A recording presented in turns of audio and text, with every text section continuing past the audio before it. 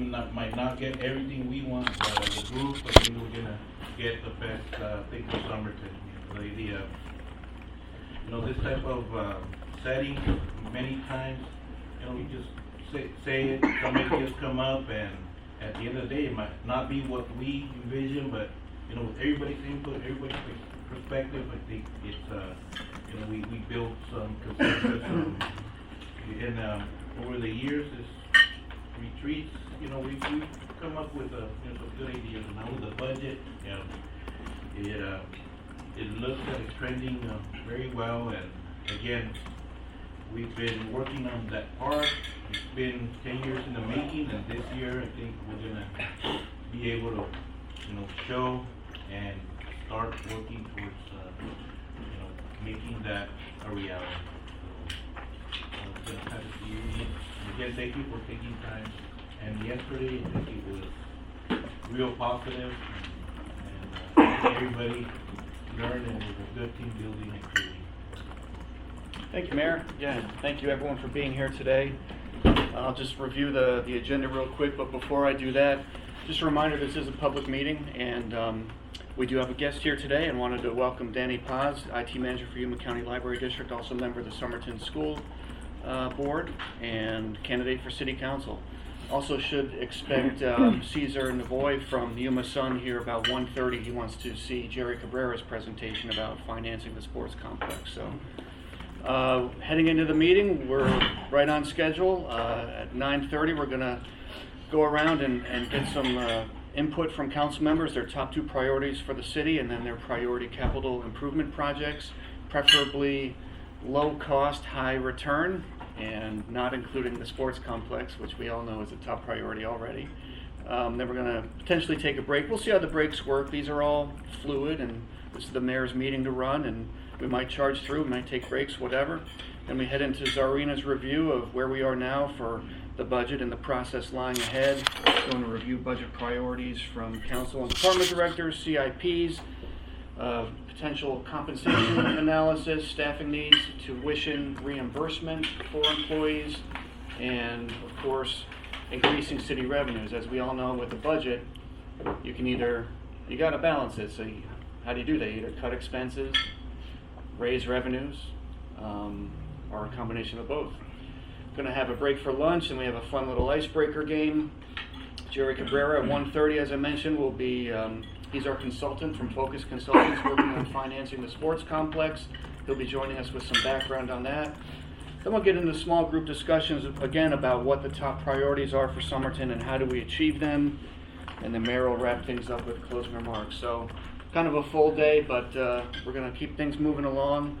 And just to kind of do an overview of budgeting, and everyone here has been through the budgeting process, so I'm going to keep this brief. But obviously budgeting, why do we do it? We do it to meet strategic goals. The council sets forth a vision for the community, and we implement that in many ways through the budget. The budget sets the priorities for that vision. It essentially determines what services are delivered to citizens and how. And the budget details how those services are financed.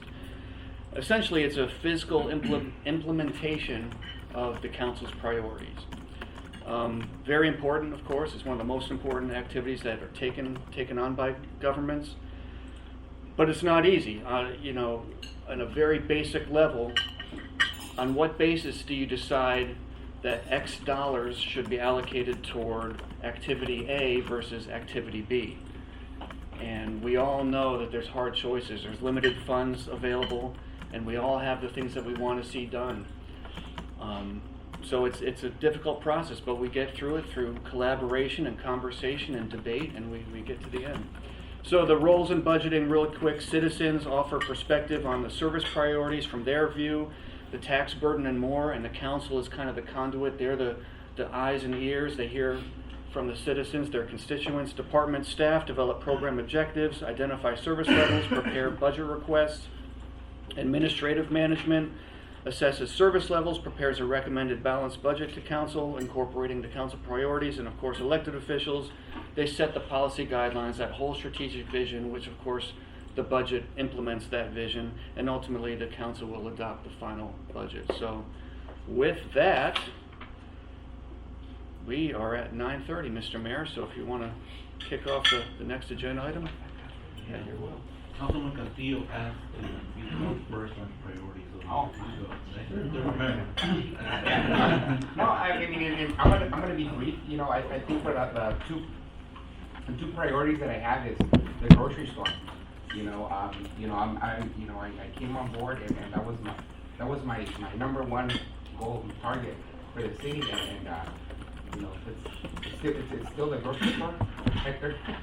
And you know, regarding and my second goal is you know, I think for our soccer league, you know, we have 226 kids that registered to play. So good job, Mr. Mason. You know, but let's see that carry over to the other activities. You know, so I mean, if we got 226 for soccer, I mean, let's shoot for 250 for baseball and the other sports that are coming. So that would be goal number 2. You know, and for the CIP, you know, I know you asked for it to be low cost, high return, but you know, the only one that I can think of, you know, that I feel that we really need is that AC unit at the gym. You know, and I feel that with the AC during the summer, we could rent it out for, you know, quinceañeras and you know, and then that would bring some revenue, you know, but so that's what I have. Councilman Gonzalez? Thank you. As a priority, I want to see Main Street redevelopment get started again.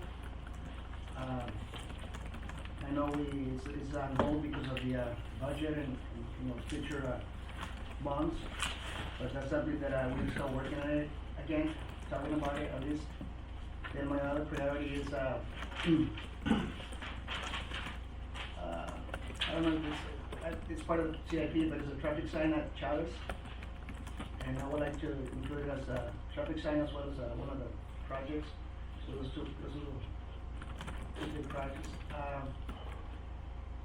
One of the things that I like to see, and it's part of the projects as well, is to right on Main Street, we don't have anything that for wheelchairs on the sidewalks.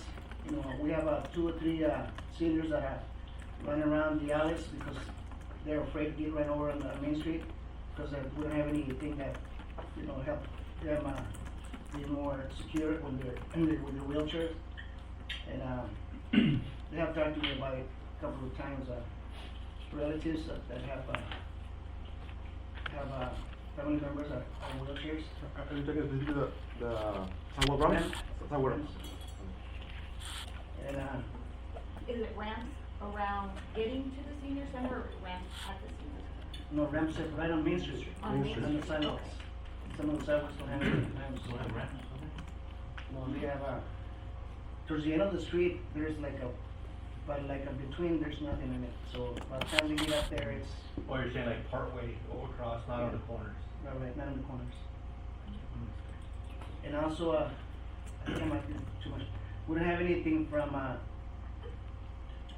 Did you say, give your 2 priorities? So let's jump, yeah, let's be efficient here. yes, Yeah, those are 2 priorities. so, Galindo. One of my priorities is to focus on redevelopment downtown. I guess we've been talking for years and years, and I know the money is not there, but like last week I said about, you know, those vacant in downtown, you know, vacant buildings, you know, we have to approach those owners and try to focus on them. If we cannot do the whole redevelopment plan, at least focus on those owners to see what we can do, what we can help, so we can redevelop downtown. You know, we see downtown is for, you know, culture and going buying stuff and having fun, food and everything. And if you ask me what's downtown right now, we don't have nothing of that. And one of the other ones is Grand Rider. I think we've been talking for years about a Grand Rider. I guess we're missing a lot of money. You know, we don't have the means to make all this happen, but if we get a Grand Rider, maybe we can get more money coming into the city so we can continue with our projects. So the CIP that I've always mentioned is the ACS issue. Like Councilmember Castillo said that we're losing, you know, not a lot, but we are losing some revenue during the summer where it can't be used, not even for, you know, kids being there to play basketball. So I think we could get more use of that if we do invest in an AC. One of my smaller projects is we are a low-income community, and I've heard it time and time again where families with 2 or more kids aren't able to register their children for sports because initial registration is $45, late registration is $50, and 2 kids, $90. 3 kids, it compounds. So even recently, one of the comments in one of the articles on Facebook, I have 3 grandchildren, and we have to take turns whether we register one for this season and the other for the next season. So I think back in the days when we were kids, the team would get sponsors for their uniforms. I think that would help reduce costs. These are just ideas, not that we go by them, but I think we need to look into other. I know we're not, we're in the red with parks and registrations and all that, but I don't think that we should focus on it being like a revenue maker either. It's for kids to be able to be active in the community. So that's one of my the other low one is I think we do overlook our seniors sometimes. So and I know they do have a little bit of equipment, exercise equipment back in at the senior center, but I don't know, maybe going searching or talking to gyms around the county with their used equipment that they're about to discard because they're bringing in new equipment. I don't know, maybe that would be a low cost to talk to them and see if we could get it at a reduced price and just add more to the senior center so they can continue to be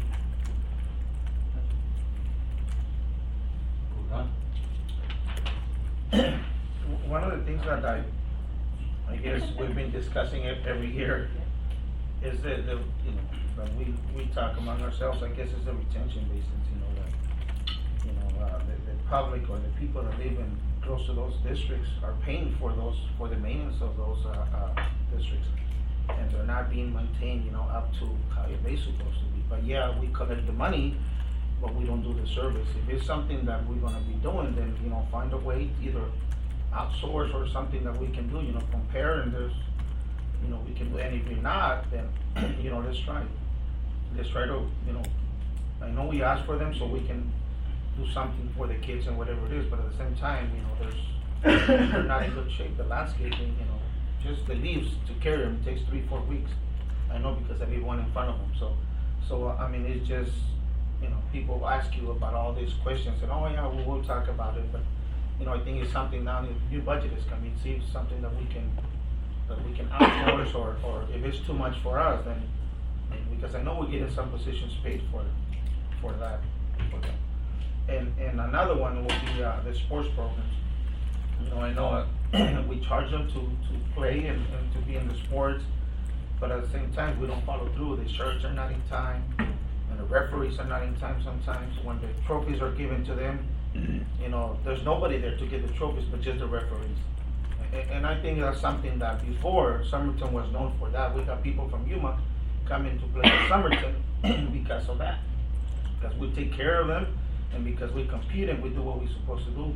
And I guess I don't know what happened, the past years, but I mean, there's something that's been decreasing. And the same we asked for them to pay, and like Council Member Garcia or Vice Mayor Garcia said, if we can give them a break, yeah. But if we're not giving them right now, then we expect us as employees to give a service to them. And I don't think it's something that is out of proportion. It's something that we're supposed to be doing, customer service.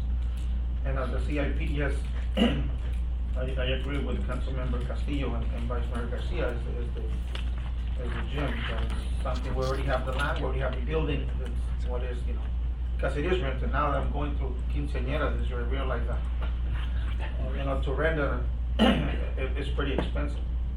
So I think this is one of a kind that we have here in Somerton, and you know, I used to work there before, and I know there's every single weekend there's something going on.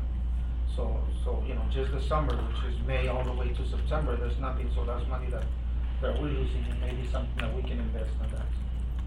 Thank you. My priorities is for, you know, Parks and Rec, we have, you know, different programs for kids, for adults, for seniors, but the activities for teenagers, they don't, you know, it's not cool enough to participate in Parks and Rec sports, but, you know, talking to the teenagers, you know, they use the skate park.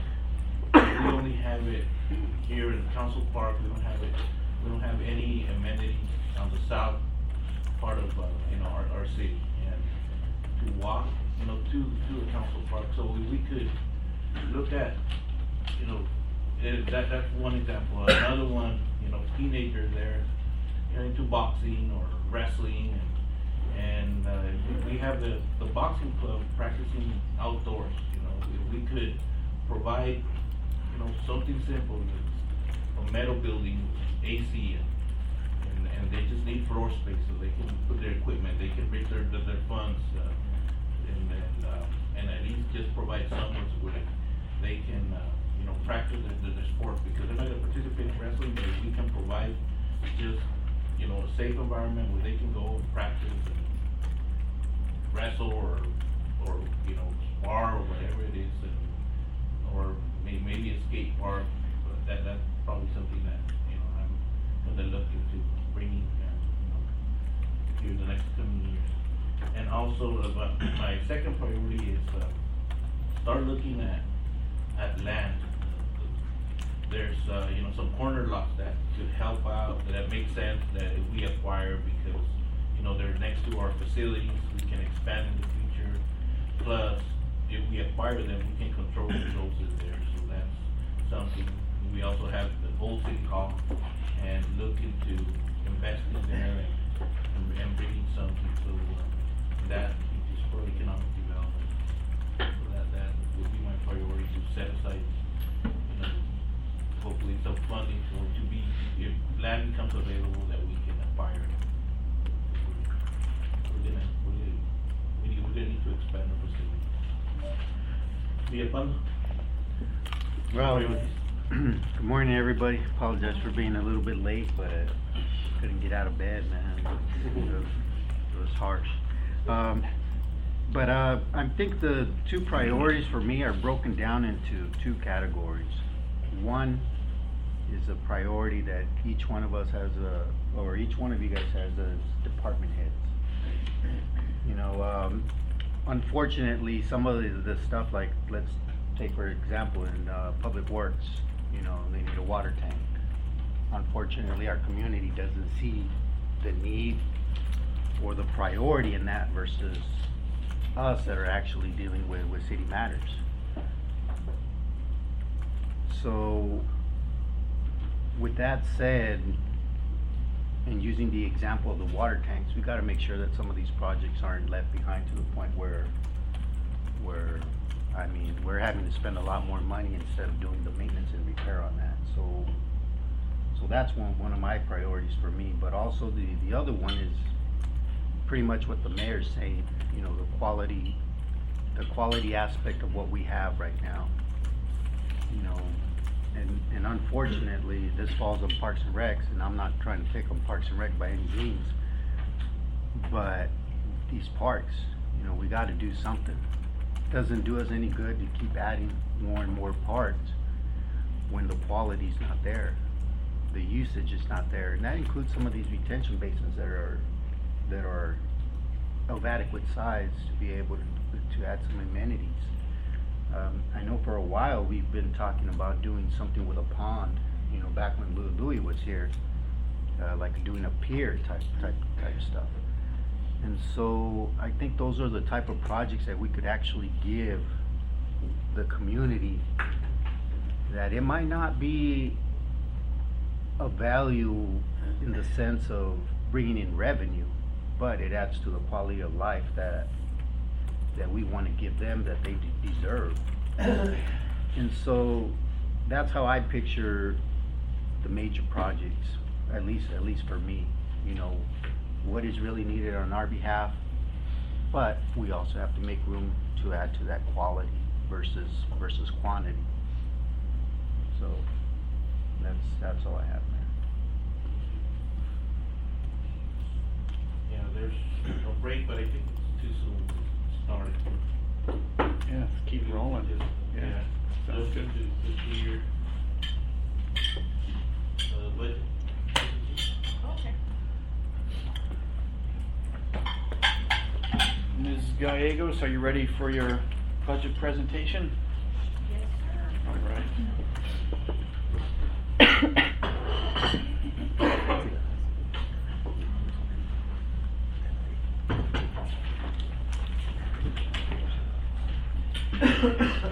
See the minutes from last year's retreat? There's a deal. If I can find it wrong. Well, I don't think it's, I don't know what you're doing, but whatever you're doing is fine. There's a guy that doesn't have a date. I would see that.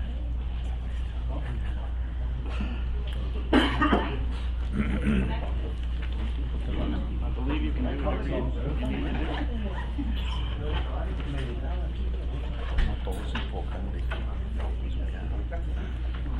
Even if you can't do that, it's still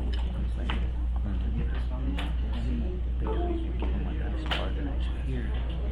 Maybe you think Guess what? They say, oh, I don't need that. So how much is in hand? Yeah. And unfortunately, that's the way percent. Because they're not involved in this. They don't understand it. I know, I really like that. We're talking about the department priorities, okay? Maintaining equipment, again, fucking on that. Paying all this maintenance and repair when something fails because you didn't maintain it right, you know. It's like a big thing. A lot of people, a lot of citizens will fail because they don't do that. They focus on all this other stuff, okay? It makes them look good and all that, but Yeah. Do what you think is best, but don't feel like you need to like take from maybe. Sometimes you might get So I'll probably leave. Much more efficient, yeah. stuff. I don't know how good the recording is. Yeah. Can we turn off the lights that are closer?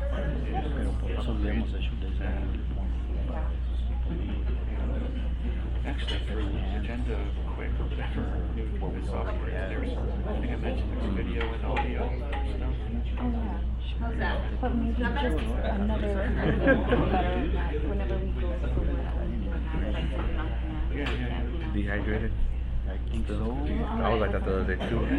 I was like, woke up like if I was hungover, but I didn't even drink. The first topic of discussion is where we are in the process.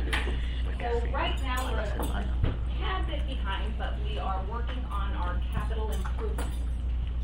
Getting the status of the current capital improvements, and for the most part, the majority of our current capital improvements are public works. The water tank is one, Cesar Chavez is another, so getting all that information for the current year and the next year, getting estimates for the department. Once we have those, then we'll move forward into the review of a preliminary budget, discussion with our city manager, and presenting it to council for the approval of the tentative budget. So I think we're on a good path currently. We still have plenty of time to go through them and discuss and have all those discussions and meetings. So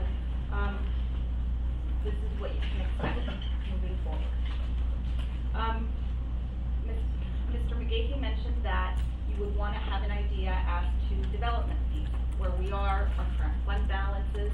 So the great thing is we just went through the IIP update and we included our park. We have about $312,000 within our Parks and Recreation development fee that could potentially go to fund additional design services for the park, et cetera, et cetera.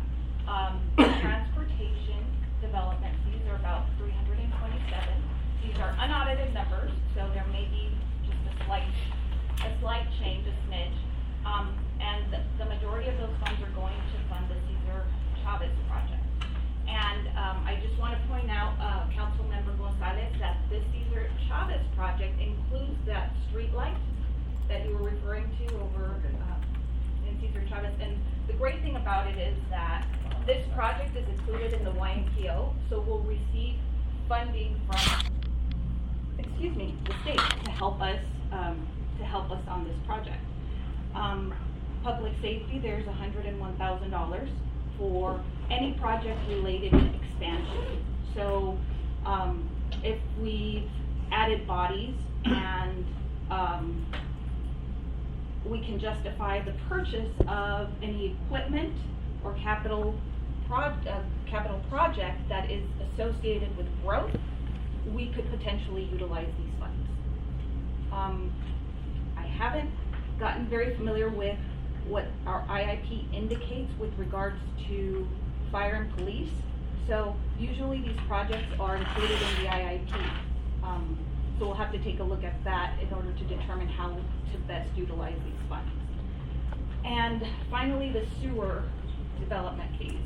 These are going towards the new forest main on Main and the high school.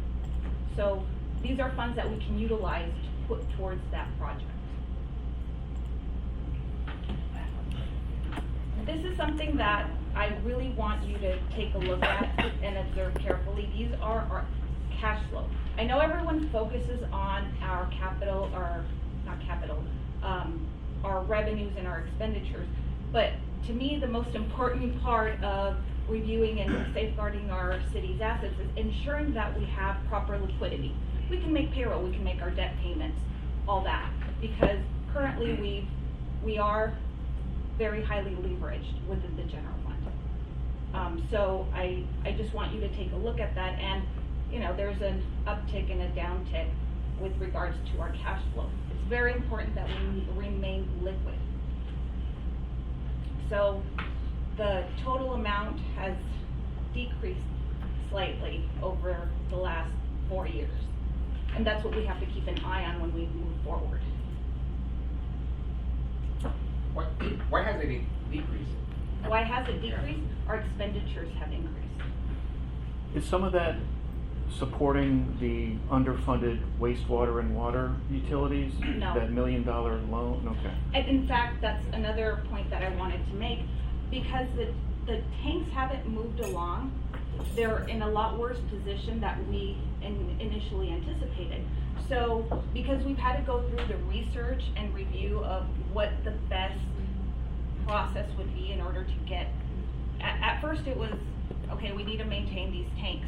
But now we know that we're probably going to have to rebuild one, or I'm not sure what right now we're out to bid on that project, correct? Excuse me, which one? The tank A. Yes, they are, we put it to bid, and there are two options. We are asking one for a new tank, and the other option is to repair the existing one. We really want to know what is the cost, and after we get the bids and see what is going to be the difference to build a new one. It's worth it. Yes, or repair that. Not having real cost information, at this time we are assuming that it's going to be better to put a new one than repair the existing one. But after the numbers come, we're going to see it. So on that note, in this current year, we were scheduled to do a loan between the general fund and the water fund in order to cover that capital improvement. Well, because we haven't moved forward on that yet, because of the issues that we've had with both tanks, not just one, we've had to step back and do that analysis and go out to bid and all that. So, I think this year, out of the $800,000, $300,000 that we were going to loan water utility, it's gonna be more like $200,000 this year, and then perhaps $600,000 next year. So at the end of the year is when we'll know, depending on how quickly the project moves and how much in billings we receive by the end of the year. So next year we'll potentially, I don't want to say carry over, but adjust that loan amount. So if we anticipate it's going to be $200,000 this year, then next year it's going to be $600,000 that the general fund will loan the utility fund. Does that make sense? Perfect. So with that, this does not include the $800,000 for this current year. So we're still going to have to loan water that cash. So that's going to take a pretty good hit, bringing us down to about what, 1.5 million instead of that 2.3. So that's just something to keep in mind. And on that note, I know that you'd indicated that we wanted to spend more or potentially subsidize parks activity. Well, going back to prior years and identifying parks expenditures and parks revenues, I went through this chart, and if you look from 2014 through 2020's budget, we've increased quite significantly.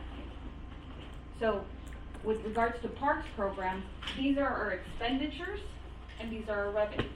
So right now we're subsidizing already from the general fund about $1 million for what goes out in parks expenditures. So those are the things that we have to balance out and ensure that, you know, where we're investing with regards to our parks program. Zarina, a little while back you mentioned IIP. Yes. What is that? The Infrastructure Improvement Program. Program. So whenever we use development fees, we have to do a land use assumptions and an infrastructure improvement plan similar to what you just passed over, what was it, December, to collect these development fees. And per Arizona revised statutes, we have to have an IIP in order to justify the collection of these development fees. So, Zarina, on this chart for 2015 actual, we have 228,000 compared to today 111.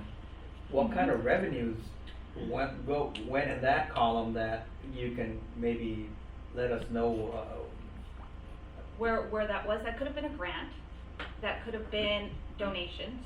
I would have to go back and research that in order to identify exactly how was it that we received that kind of revenue.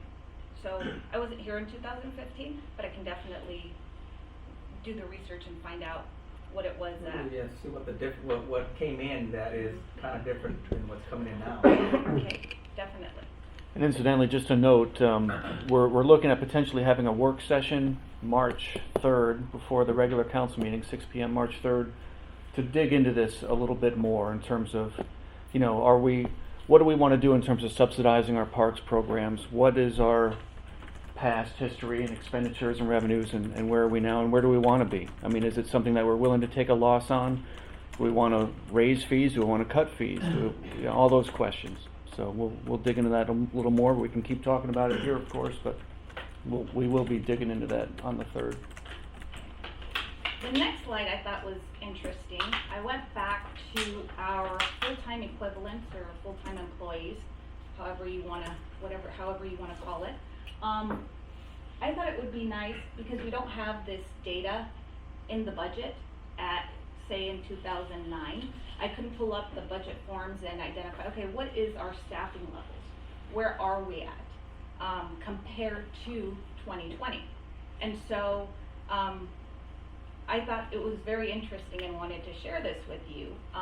If you look at our population increase, we've grown from 2009 to 2020 by about a rate of 25%, based on the population numbers I was able to find in the census. I believe it was the census.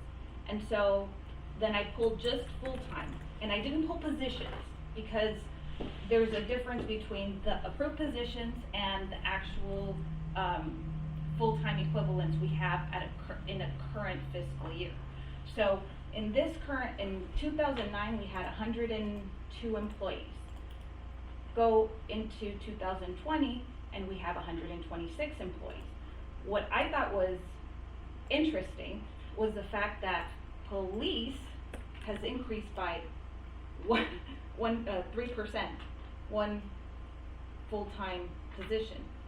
That was, I thought it was amazing that we've been operating with, almost the same force for the last 6 years. So, if you go through, you'll see where we've increased, the new departments that we didn't have before. Well, we had the position, well, no, at that point in time, we didn't have the position. And I broke it out between those departments with those core functions. So, yeah, I thought that would be a good slide. I'm sorry, Jorge, I didn't include you in here. City attorney, I have to include your position as well. Serena, are those the FTEs, because some of those positions might be part-time? Not No, actually, they're all full-time. like on mine is only a part-time position. Economic development, well, because economic development had, special events as of 2020, as of the approved budget of 2020, that's why it includes 2.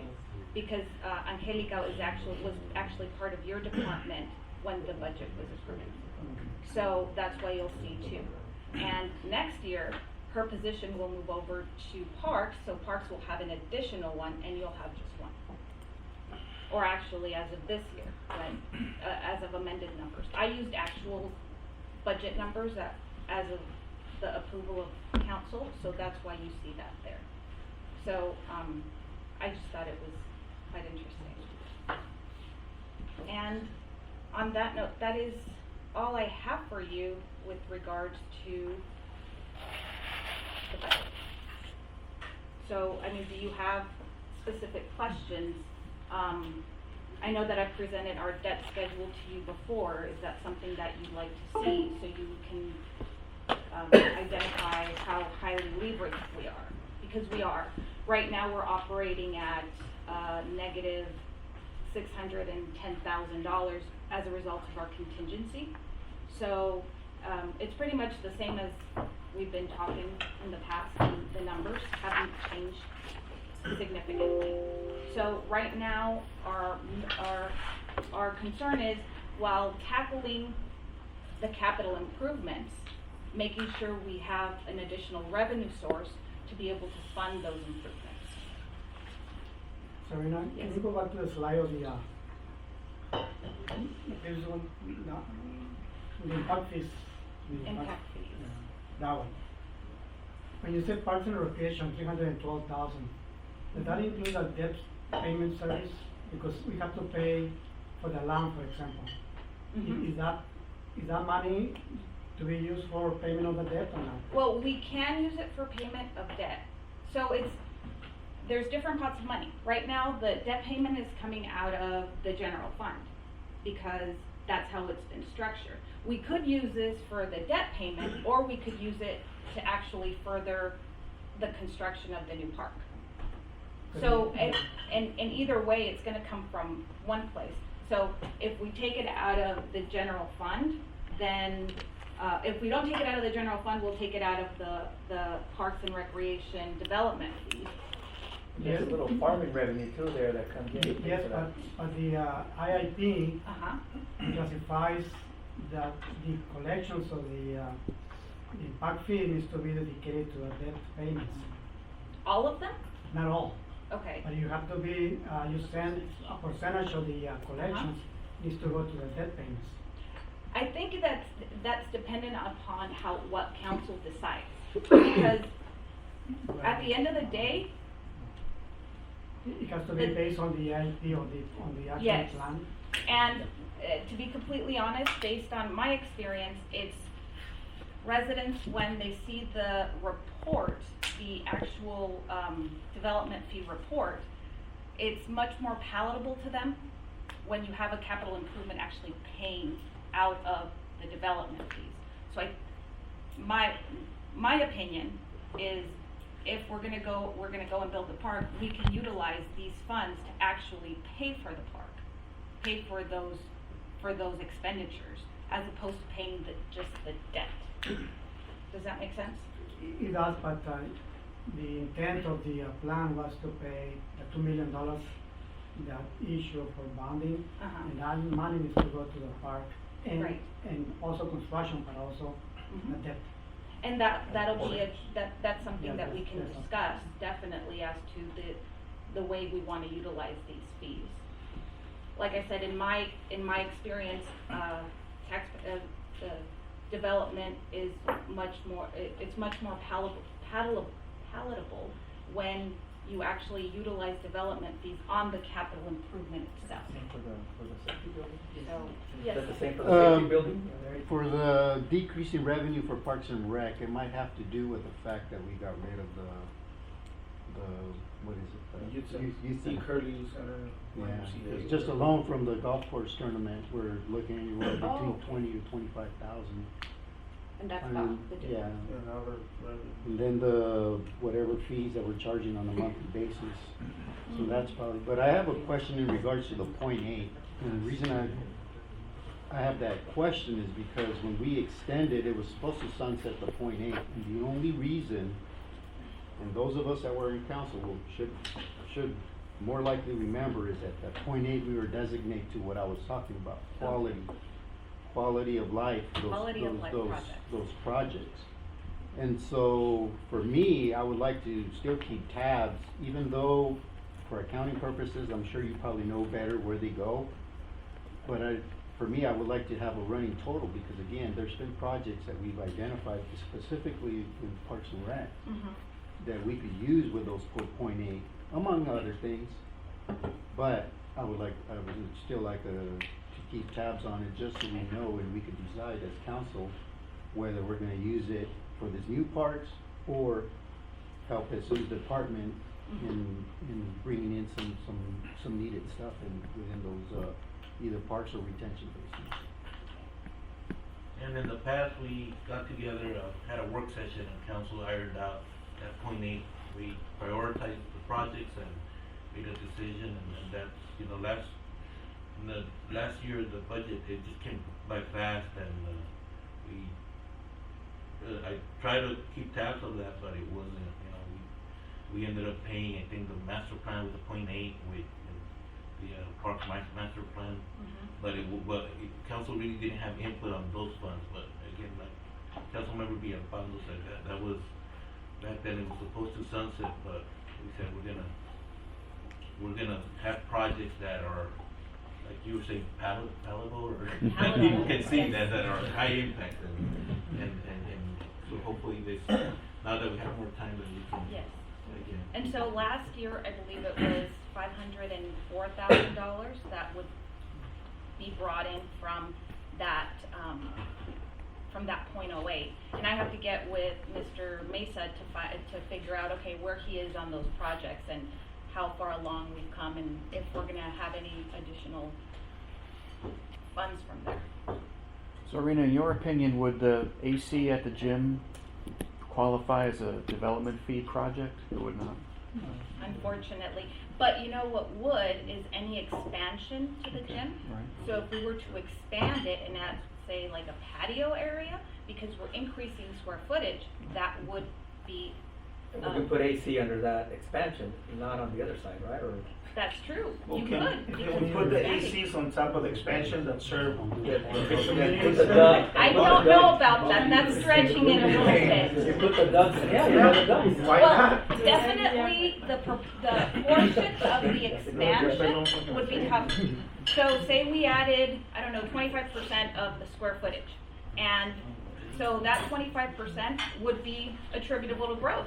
So we could, but if we put in an AC unit per se, then only the portion, say 25% of the AC unit would be covered under development. Who monitors that? The other question is who monitors? Quick comment. There are 4 engine types that we could. Actually, on that note, if I may, So, we have to engage a firm every 2 years to come in and do an audit on our development fees. And I don't believe that's been done. So I don't think we're in compliance with that, and that's something that I have to talk to you about. So, yes, Mr. Mesa? Quick comment, just wanna mention briefly, that we have a project right now, starting up a project for the considerations. So this is a concept that community development helped us configure next to the community. This would go under this fund, and it's an expansion of the community center, patio area for the multi-use for boxing activities.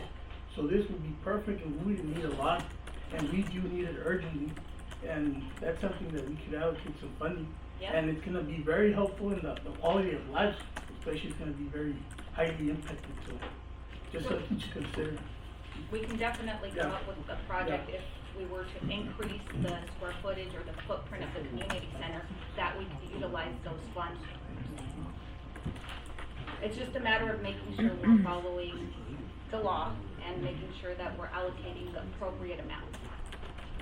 Let's see, let me bring up another. And this is a spreadsheet that you've seen because I emailed to you as part of the budget for last year.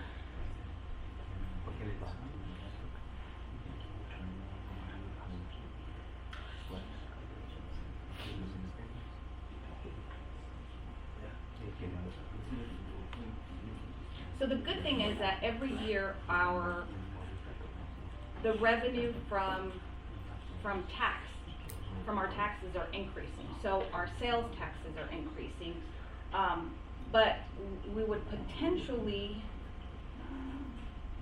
do I have the debt service? I have the debt service.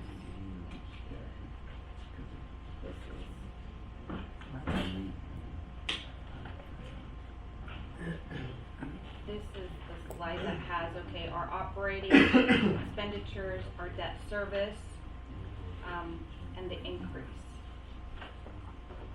So here are the ratios, and we are right now heavily leveraged.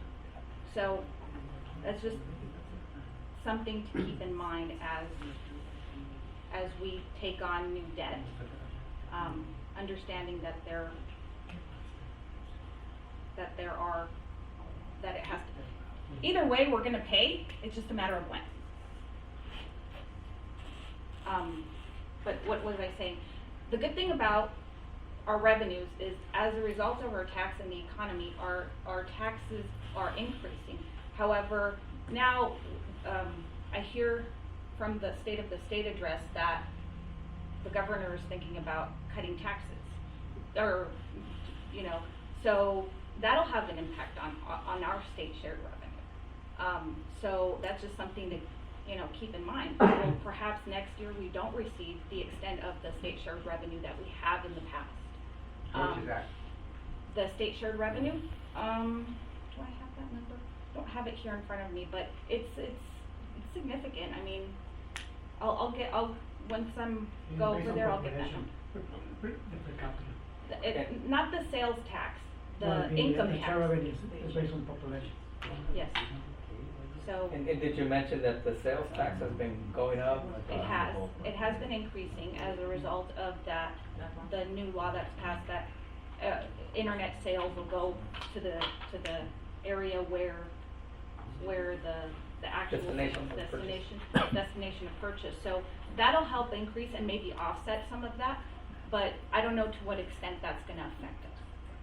So that's a little bit of a concern. Just different factors that will affect revenue, and we just have to prepare for that. And in terms of the debt service that we're carrying, that of course affects our ability to take on more debt. And so Exactly. Jerry Cabrera will have more on that. Zarina and Jerry have been working closely looking into that situation. So we'll dig into that a little more. Yeah, definitely. and what, like I've mentioned to you before, we can go out and we can issue more debt, but it has to be paid out of somewhere. So where are we gonna get our debt service payments from. I did want to show you something. Where are you? So the tax levy form, the property tax levy form. So when we look at actually going out for a secondary property tax, okay, our primary property tax is the $678,000. This is the improvement district's Councilmember Roldan was referring to. That's how much we collect. Any increase to that secondary property tax, the $678,000, any additional debt, so say our debt payments for how much we choose to go out and bond for are $400,000, or what is it, $340,000, it's gonna increase by half. So that's a direct correlation to your property taxes. So say our debt payments are $678,000 a year, it's gonna double. Wait, So- sorry, but that secondary property tax doesn't, No, not that- everyone pays that No, one. no, If no, you're not not in the that. district No. that, This It's one's only the a one couple of I'm- districts, so they don't. This is the one I'm referring to. yeah, that one we all This pay. one. This Well, one's all the one- property owners, but All not the. property owners pay this one, only select improvement districts pay that one. This is the one I'm referring to. So contingent upon where we go to bond, it's gonna have a direct effect on this. So it could potentially double your property taxes. I mean, those are just, that's something to keep in mind as we go through and identify the extent of our projects. Okay? Do I have my debt service schedule? No, I don't have my debt service schedule. But you can see that currently, debt service is about 1.4 million. So, in order to go out to bond again, we're gonna have to make that increase.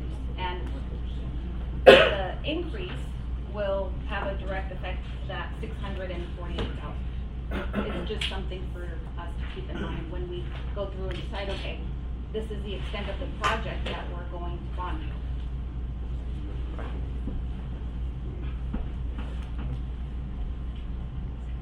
Okay.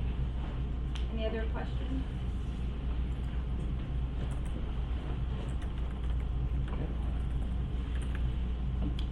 All right. Thank you, Zarina. Break. Sure. Okay. Nice job, thank you.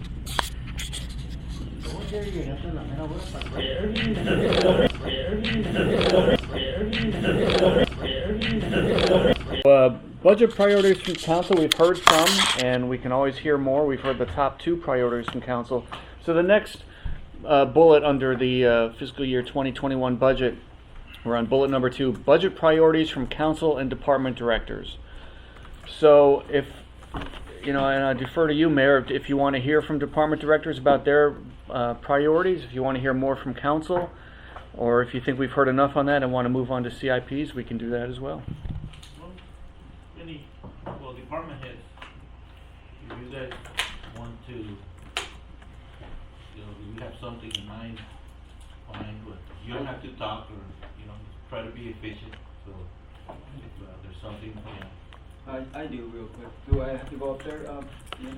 No, I think you're fine. One of the items that I want to bring up is, and it happens in all departments, is certain projects that are required or mandated, as they say. We were just hit, but not recently, a year ago, that we have to hire a security officer for the courts. And last year I tried to put it on this agenda, and I was politely denied, but that's okay. But we do have to hire a security officer and upgrade our security system. Fortunately for the security system and all the equipment, I have money in our fund. That's not a problem. Obviously, it's the hiring of a security officer that's the complication. Although the Supreme Court recently, as of maybe 2 weeks ago, Their requirement was that we hire a full-time security officer. There's a lot of smaller courts and a lot of larger courts that aren't gonna be able to afford that. So they've backed down a little bit. Their administrative order still says full-time, but they said if you hire a part-time that covers your hearings or your trials, we're okay with that, but get ready because eventually you'll have to have a full-time. As an example, the pushers of pushing back a little bit was Tucson Municipal Court. They would have had to hire 21 security officers by the end of this fiscal year, for July 1st, 21, because they have 13 different courts. So yeah, it's an expense that, you know, big courts, small courts have to incur eventually. In terms of our security, we have to have upgraded camera system, recording system. We have to have the what do you call it? Metal detector.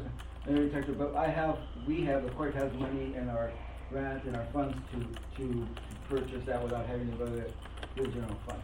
So that was real quick.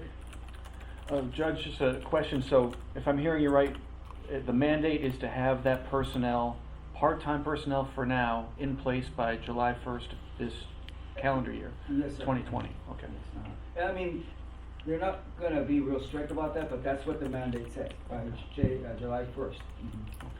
And the judge in San Luis and I are working real close together. We're trying to see if we can share one, hire a part-timer for each court, make it a full-time for that person. Probably a retired police officer that type, because they have to be certified, but all the stuff that a regular police officer has to go through. And you have the budget covered, right? Not yet. No, Not general currently. fund. Not personnel. Not personnel, I just said not personnel. For the equipment and stuff, yes, but not personnel. But I have a possible portions that might be helpful in terms of the salaries. And we'll discuss that later. Okay, and you're thinking for the 2021 budget? That's correct. Got it. Any other department directors want to share any ideas? Yes, sir. Just briefly, Mayor, the infrastructure development, water and sewer. As you know, economic development cannot happen. We don't have water or sewer throughout the city. For example, just yesterday I got a call. They want to have 94 acres for residential development just north of this area, the County 15. There's no sewer lines, so Carmen and I are trying to find ways to get those lines over there. But even though the city is going to be reimbursed for impact fees in the future, someone needs to invest in each of infrastructure development. So something like that, as a citywide, we need to start as a priority. If we want to get money in the future, we need to be able to invest first. So we would need, my opinion is that in order to determine, okay, this is how much infrastructure we'll need either on the west side or the east side, what is the actual estimate so that we can potentially program that in. So on the west side of town, we need XYZ funds. On the east side of town, we need XYZ funds. Hopefully if we go out for a secondary property tax, then maybe we can bundle those together. Possibility. I know, speaking with Sam, because we've talked about this a lot, that lift station, which is what we're talking about, would have to pump to another lift station, which would be the one that would end up being for the high school and the other property. And those are crucial to the development of the city. If you were to draw a chart and say, okay, this results in this stream of revenue, those lift stations are gonna be way beyond anything in revenue. They're gonna generate the sales of the properties, the builders, the fees that go with it. Those people in turn are gonna be buying from our stores, our gas stations. They're gonna be the ones that are gonna justify our high school. They're the ones that are gonna fill our parks. They're gonna pay our parks fees. You can just keep going down the road. It's all based on those lift stations, and if we don't get going on that, we're gonna be in a hurry. And the problem is that those lift stations would be supported by our sewer fund. Okay, our sewer fund is in really bad condition right now. I don't see it breaking even for another 2 years. So if we go to an agency, I mean, maybe what, I don't know, they're gonna take a look at our numbers and they're gonna say, I don't know if if you can take on any more debt with your current revenue. How much money are we talking about? Actually, A couple million?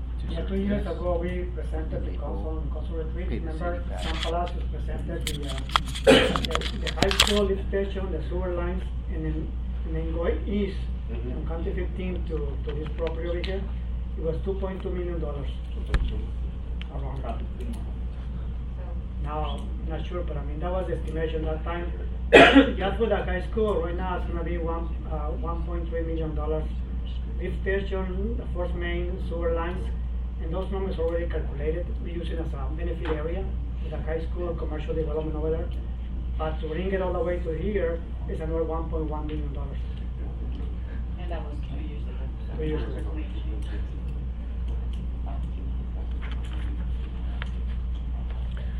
You know, Mayor, from time to time, people will pop in my office or call me up or whatever and mention different things that they'd like to see in the city. So I do have a list of maybe a dozen kind of catch-all items that I could run down quick that are really not tied to any particular department, but might be conversation starters. We'll see. And these are in no particular order. GPS trackers for vehicles. An arch to go over Main Street, welcoming people to downtown. This was something from the downtown revitalization plan, and we talked about doing it in phases. Should we add specific money in the budget for employee parties, like a holiday party or a summer employee recognition event? Council travel, conferences, tuition reimbursement we're going to get to, public art. Many people think that, you know, healthy public art in a community is a sign of a prosperous, healthy community. The risk pool rates are likely to increase. This is, you know, dealing with things from the past, and we're buttoned up now with a full-time city attorney, but we have had a number of claims and has had a physical impact on the city and on the risk pool, so we're likely to see those go up. And Zarina, I will try to drill down on a number of what that actually is going to look like. The minimum wage, the big increases are done, however, it is now tied to the cost of living put up by the U.S. Department of Labor. So January 1st of 2021, minimum wage will go up again based on the cost of living increase. Radio sponsorship, Campesinos Sin Fronteras. This is not a big ticket item, but it's a $9,000, is that right, annual, was it annual? $9,000 annual support of that local radio station. They're not profit. The City Hall alarm system is a big bag of hurt, and love to update that. That's not a big, I mean, that's a couple of, I think we got some quotes in, $2,000–3,000. And we have an election this year, so there's got to be funds for that. So those are just a handful of random items in my folder. You know, the county implemented the GPS on the county vehicles, and they found out a lot of interesting things. That some people needed to go to deadline, but they never got there. But in the timesheet, they said they did. So some people they're like 5 hours during the summer are done on the same spot that were not supposed to be there. Some people were speeding, 60, 70 miles an hour. So there was a lot of things that come out. I mean, I know we don't go out much. Everything is within the city, but the reason they did it is because they're all over the place. So. Our police and fire department vehicles are all AVL, which is the GPS. It'll track speed and location. I have something to say.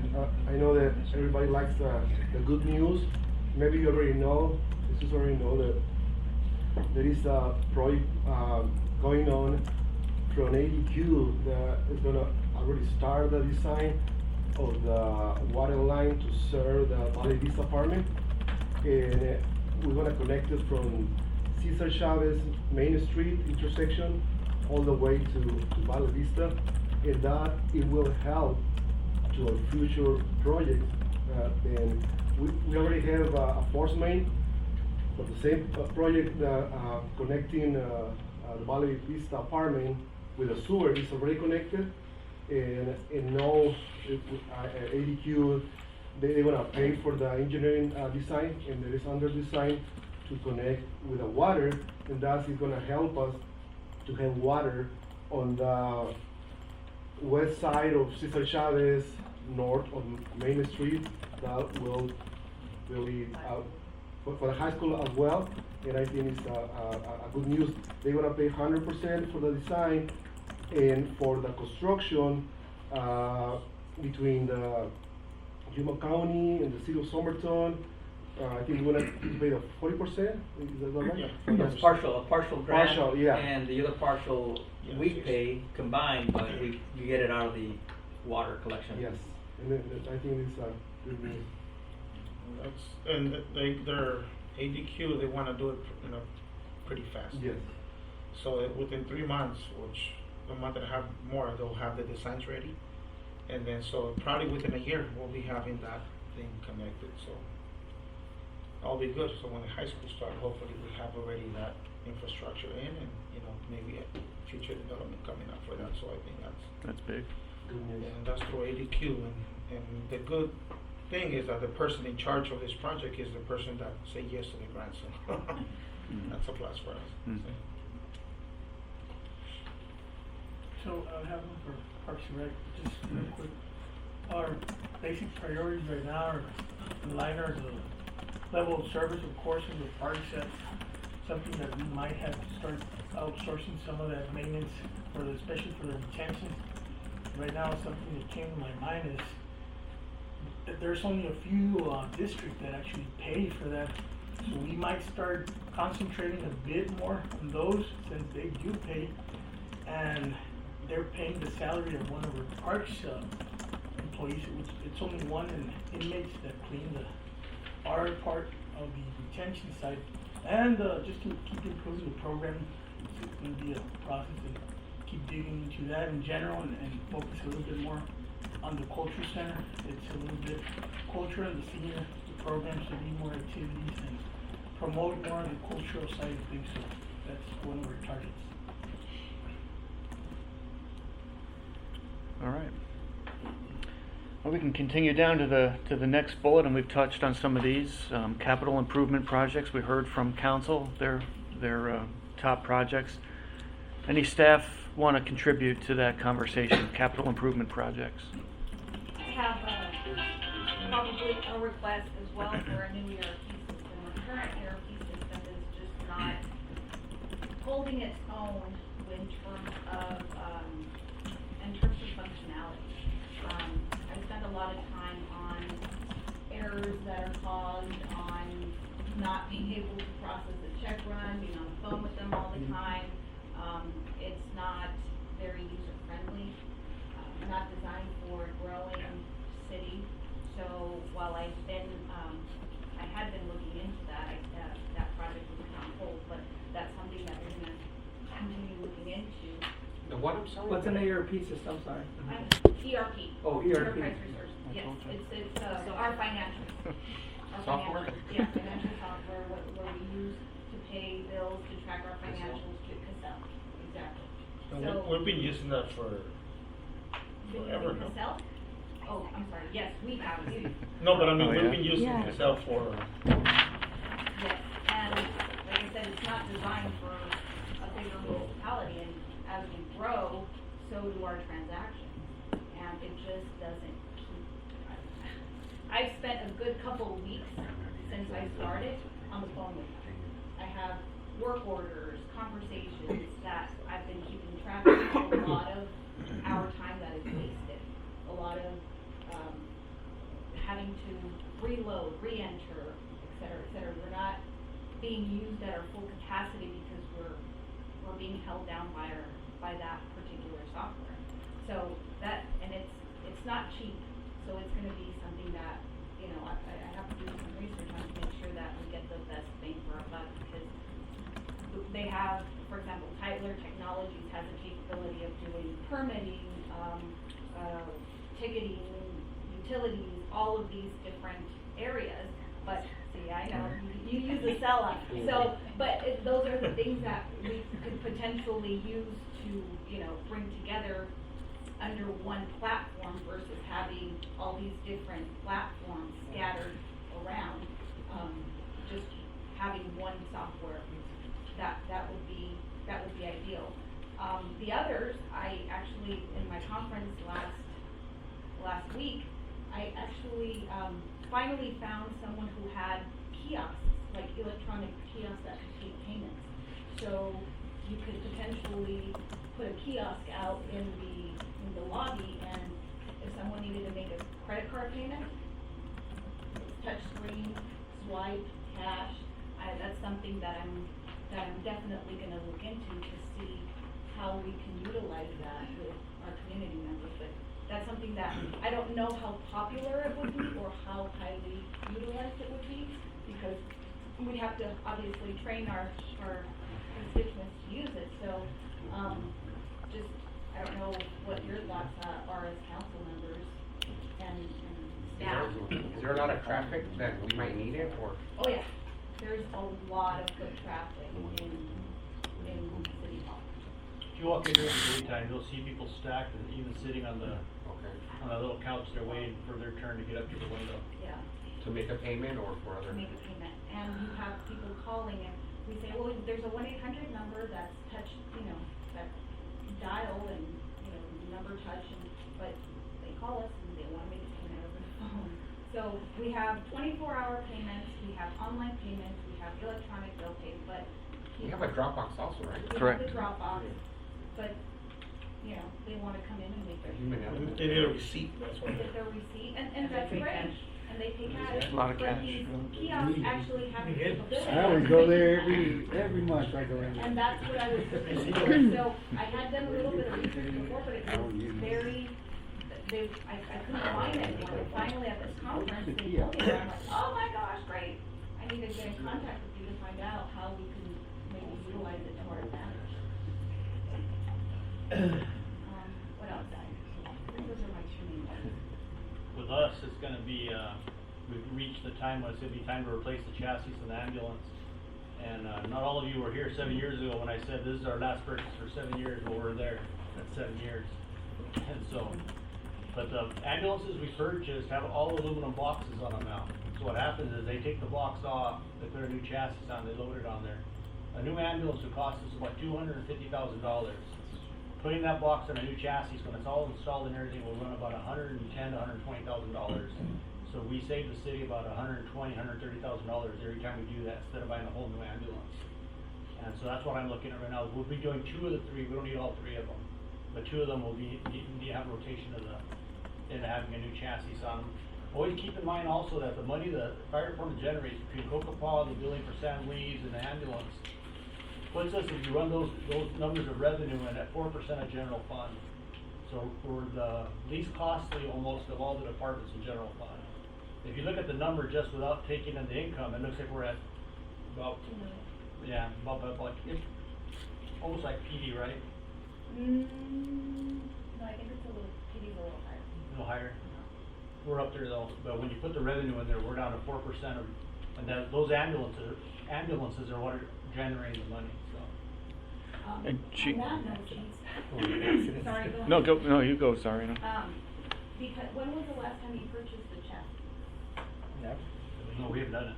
Oh, you haven't done it at all? No, what we did is we bought, every 3 years we bought an ambulance for almost 9 years. Okay. And those ambulances were the first generation of all aluminum box on them, instead of the old wood box they used to use. And the whole purpose of buying them was that we were gonna change out the chassis instead of the whole ambulance. My question was because you could potentially use some of that development fee to replace that equipment. That'd be awesome. Being that the last time you purchased it, there's been a surge in population, so, between you calculate the difference in percentage of population, and that's how much the development fee will cover for it. But the chief wants some money too. The other chief can. That's true. But the other chief wants Well, some I money. have something for that money. Our evidence room, I think Vice Mayor is probably the one that I've seen physically look at it. You guys are invited to come and look at it. Our evidence room is probably half of the size of this room, and with the last couple homicides, it's pretty packed. And when Chief Cavanaugh was here, we did a good cleanup, so there's a lot of stuff that we were able to get rid of at our we get one more major case and our room's gonna be full.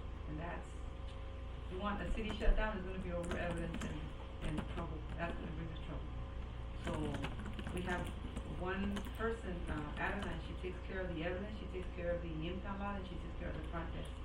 It makes it really challenging for her to maintain that room with all that stuff that we don't need, purging it out as we get dispositions from the courthouse, as she's covering the front desk. So, to us, staffing and that evidence room is gonna be a priority.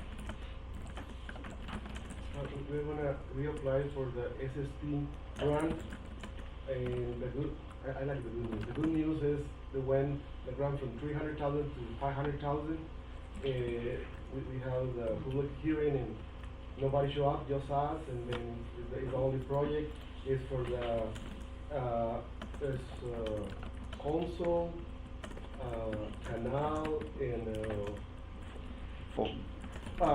Fulton, yeah, from Somerton to canal, and we're gonna replace as well the sewer line from Fulton to canal, and canal from console from Fulton to canal, and I think this time we have a good chance to get that done. And that I think is gonna be presented to console. Do you remember what we were ranked last time?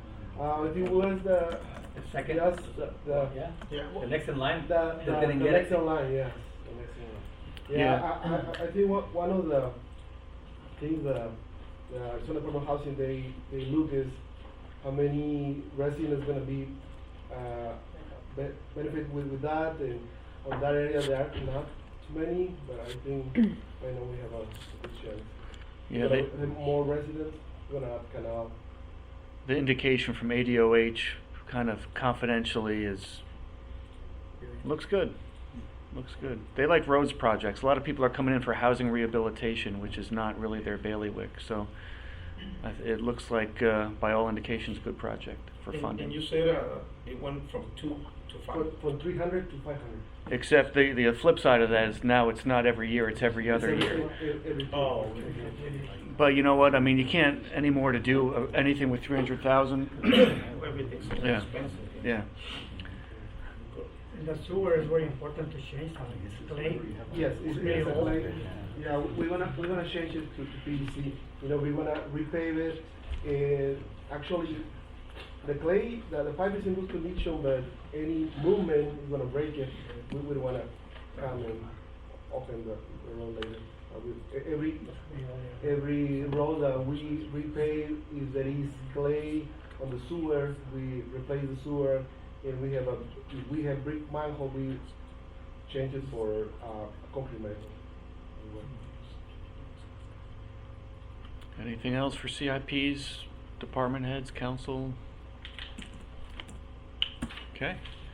Mary, do you want to move on to compensation analysis next? So there's been some talk about revisiting the city's compensation structure. And this came to light when we talked about compression in the last few months. Compression, as you know, is when you've got some long-time employees not making a heck of a lot more than people that just started a month or two ago. So that happens because we continually bring up the bottom, especially with things like minimum wage increases, and you bring someone on board, you have to hire them to be competitive with other places, but then the long-time folks don't advance as quickly, and so you get that compression. So that came to light. It was a recommendation from HR. As you all are familiar with, our standard is 80% of UMA, and there's been discussions about what does that mean for someone who's maybe a frontline employee working on a roads project. What does it mean to be 80% of UMA, and how is that in terms of recruitment and perhaps more important, retention? As we see, even last week we lost 2 firefighter paramedics. Had a hard time keeping people in PD, recruiting. So there's a cost to that too. When you bring people on and train them, and then you lose them, you start all over with recruitment and training. So anyway, a lot of factors into that. But one recommendation from HR was to look at a compensation analysis. And I have on the agenda independent compensation analysis. That may not be fully accurate. It might be something that could be done in-house and augmented as needed by an independent contractor. But Armando or Jorge, any thoughts you wanted to add on this idea? Yeah, as far as do you want me to do that? As far as the compensation analysis, the city of Yuma did a full comprehensive compensation analysis recently, within the last year and a half or so. So we have an opportunity to use that work that's already been done and sort of piggyback on that and use some of that data to sort of shadow what our compensation structure might look like, as far as what the salary scales would look like, maybe the steps within the pay structure, the range of the spread of the range, like from the entry point to the maximum of the range. The city of Yuma, I did some calculations, and for the most part, their spread is like around 40% from the entry point to the maximum of each range. There's a 40% spread there.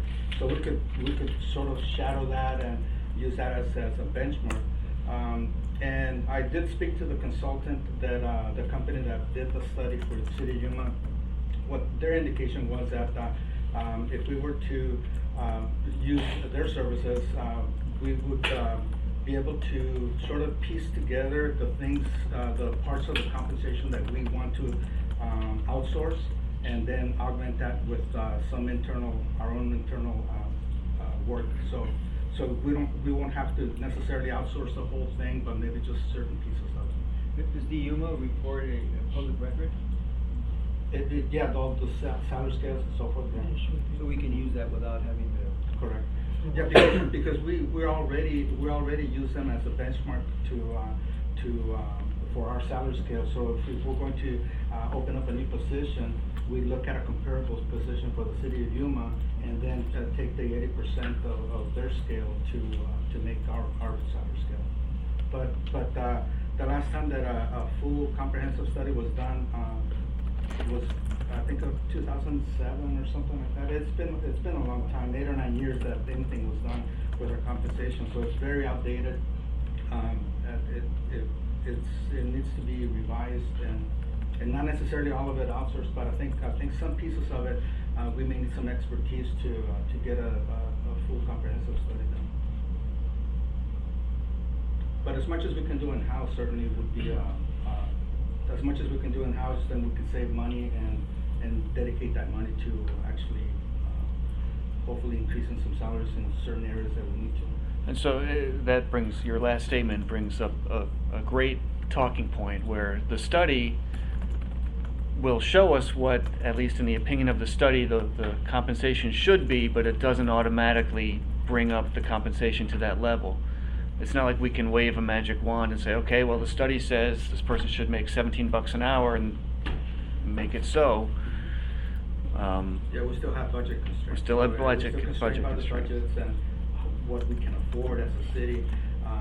But certainly, it helps us to understand kind of where we're at, so that we can start planning if we need to move up certain pay scales over a period of time, whether we do it in phases and so forth. Or the other conversations that I've had with Ian is that certain positions within the city of Somerton, we could designate them as sort of hard to recruit, and maybe dedicate more resources to some of those positions, such as maybe when we're losing firefighters, that could be, and they're very specialized, because firefighters, that it's not somebody you can just get off the street with a high school diploma. There's some training involved, and there's some certification involved, and so forth, and police officers as well.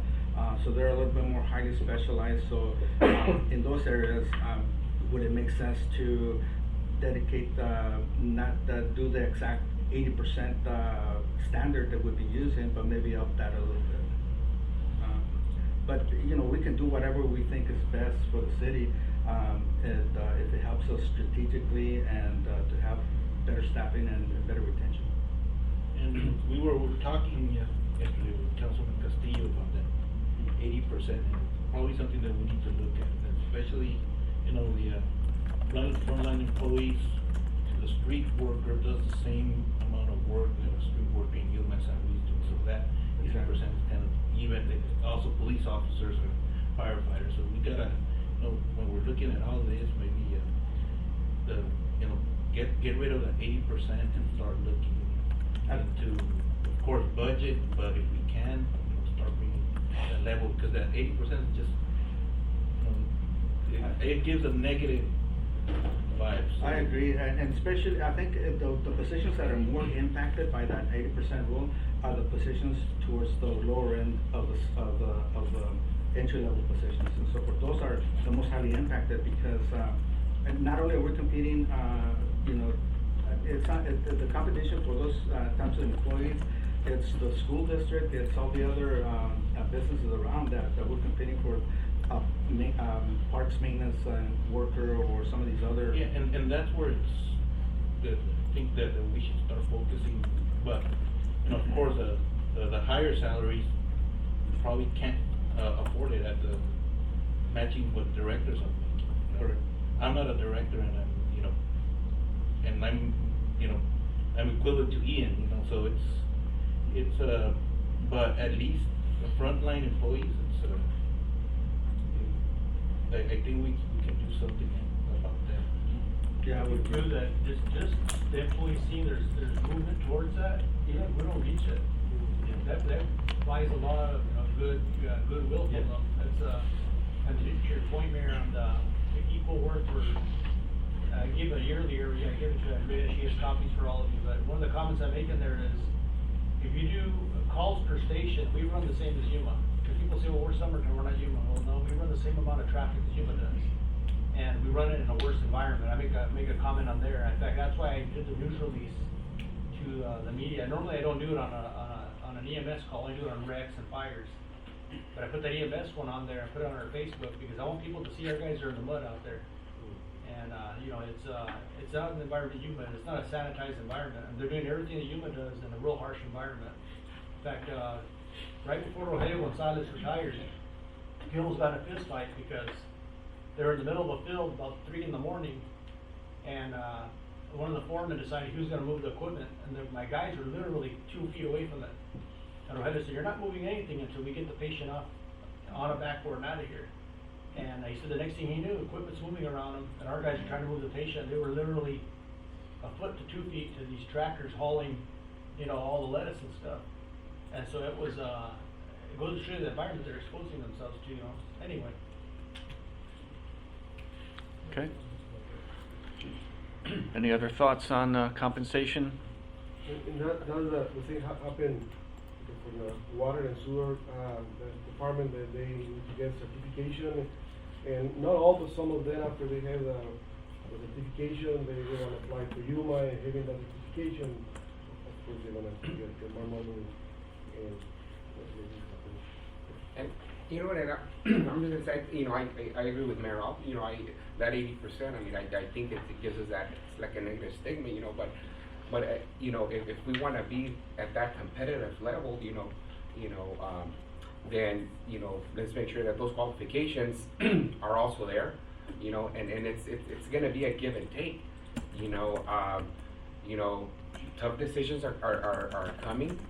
So let's say we were, hypothetically speaking, we're to go that route, you know, we're gonna have to cover that in from somewhere else, and that might come from from something that employees really, you know, we can't have the best of both worlds. So just kind of, you know, as council members, I mean, we you know, it's a tough decision. We're, you know, and I mean, can we do it? I think it's possible, but that's gonna mean taking away from another area that, you know, so but and that's what I wanted to say, you know, just, you know, we want to be there. I mean, you know, they're doing the same job, our firefighters, our police officers, and I compare it to a teacher gets paid $40,000 in, let's say $40,000 in Yuma. Here Somerton with that 80, if we're doing with that 80%, it'd be $32,000. So, you know, if it's on those front lines, so. But it's a give and take, so I mean, when the time comes, we'll, you know. We have the same pot of money to deal with, right? It's always, yes. And along those lines is staffing levels. So we can increase pay, but then it makes it harder to add positions. So how How do the department directors feel about our current staffing levels in the city? Do you need more people? Do you want me to put the slide up again with the staffing levels? If anyone wants, I mean, I think we all, You wanna see that? great. Yeah, that way. I know with the 6 safer hires, we're good at the fire department. Come on, I know all you guys want more people, right? That's why I hear that all day long. We need more people. Yeah, and I think one of the things that, we can't lose focus is that we wanna provide good service to the community. And we want that to be ongoing every time. And when we're having, I'm speaking for our department, when we're having our command staff focus so much time on background checks, on hires, on academy, on buying uniforms and this and that, when we can give them that pay and we have the retention there, we keep losing them, we train them and we lose them, and then our focus, instead of providing better service for the community, going out there and doing what Mr. Galindo's asking, doing that community education, and we can't. It becomes very challenging because we have to focus back on, let's hire all these people, let's train all these people, and let's send them out again, and then they get snatched away from Yuma or the sheriff's office and whatnot, and it becomes very frustrating for command because we seem like we're just spinning the wheel and we ain't getting nowhere, we're not providing the service. And Chief, there's an impact to that too, because then you tie up Armando with interviews and doing the hiring process, then you tie up her staff with doing the payroll stuff. It's not just an impact. And the service hopefully that we would like to give is real hard to give. Yeah, it's not just an impact on, oh, we lost, it's an impact on on many departments. So, I mean, right there, I just wanna use a pointer. The police, that was very. Why are you shaking? I don't know. There's only one position, I mean, full-time position that. I'm scared. Darn it. All right, okay. No, I'm still shaking, look at that. It's the I'm always distance. shaking. If you were closer, it wouldn't be as much. And just a point to what Right stood here. out was that police and streets they have the same amount, and those are the ones that are more impacted Actually, yeah. it dropped one. with growth. So we've grown, and we haven't. And we're at the same level. So there's always an impact with growth, and so we're asking too much with the same resources that they have. Oh, and especially in those departments that are key to our, when our, either just Little City in Arizona, so we have to have all that in place. Let's go by department, says how many do you want administration, and then that doesn't mean it's gonna happen, but at least we have an idea, and then if we do, I just want 3 people, but why do you want 3 people? You have to give a reason why, not just so I can sit on my desk and do nothing, or, you have to have a good reason why, and I know we need more people, but. So you like to hear? Justify why. We're talking about the basins, and we want the street maintenance one, but just to work on the basin, on the pathway and right of way, no special project, no nothing, because we are aware of that some basins are on a very bad shape, but and we know, especially on the street, we used to have 15 employees, and then we have 14. We have, and since that time to now, we have more subdivision, more work to do, and it's kind of hard. We are aware, but at least we need one street management. And not to pick on Vidal, but I'm glad you brought up this pathway. And we've had discussions me and the mayor had discussions with Sam as far as we look at the corporate world, retail. You could tell when your peak season is going to be when you bring in people. Just like you can tell right now, it's probably your peak season because you have all these bushes growing. Why not bring in somebody through a subcontract or outsource it? It is that simple. That goes to speak to what Mr. Galindo was saying. Justify the position. Sometimes we have to take the corporate approach, they're making money, that's why they're in business, you know. Sometimes it's not hiring somebody part-time, it's not hiring them, full-time, it's seasonal. And so that's where you guys need to look at, and we have already spoken to Sam about this. Yeah, and that was that option number 2, the contract labor. Yeah, and Ian brought up to me about hiring full-time, and I was like, same thing like what Lindo said, they have to be justified, present both options. If we contract out, because hiring some, it's it's more money, benefits, and so we gotta look at options. And right now we have the opportunity to outsource, and we're not gonna affect any of the existing employees, so look at that, and those are decisions that we need to make. Because you guys are right, you know, for the longest time, all of you guys have been wearing multiple hats, and it's unfair. And we need to get away from that. Why? Because our quality of work sometimes suffers when you're wearing multiple hats. You know, I should know, I wear multiple hats at my work, and sometimes I'm like, dang, you know, I failed here, but I did okay here, when I could have been really good at one thing, and focus on that. So for the longest time, you know, my respect to you guys, because you guys have been able to manage and kept us afloat. But honestly, we need to get away from that, but it has to be justified. With Hector, you know, he has a young lady there doing our marketing flyers and stuff like that. For the longest time, I kept saying, justify it. You know, where's the workload? Now they created a ticket system, correct? You guys have a ticket system. And that will be able to justify for somebody like me, a 40-hour person. You know, I don't wake up in the morning. Well, maybe I do. But I don't wake up in the morning and say, who am I going to pick a fight with? You know. But realistically, that's why I said, oh, maybe I do sometimes. But for somebody like me, I'm driven by numbers. You know, information, facts. If you could prove your point, and you have legitimate information behind it, then there's nothing for me to argue and debate. You know, I will look into it. You know, I know you guys see me probably in the council meeting and think I'm playing with my phone, but if you could ask Mr. Castillo, he's always... It puts me nervous sometimes. I'm like, what is he reading? Did I miss something or what?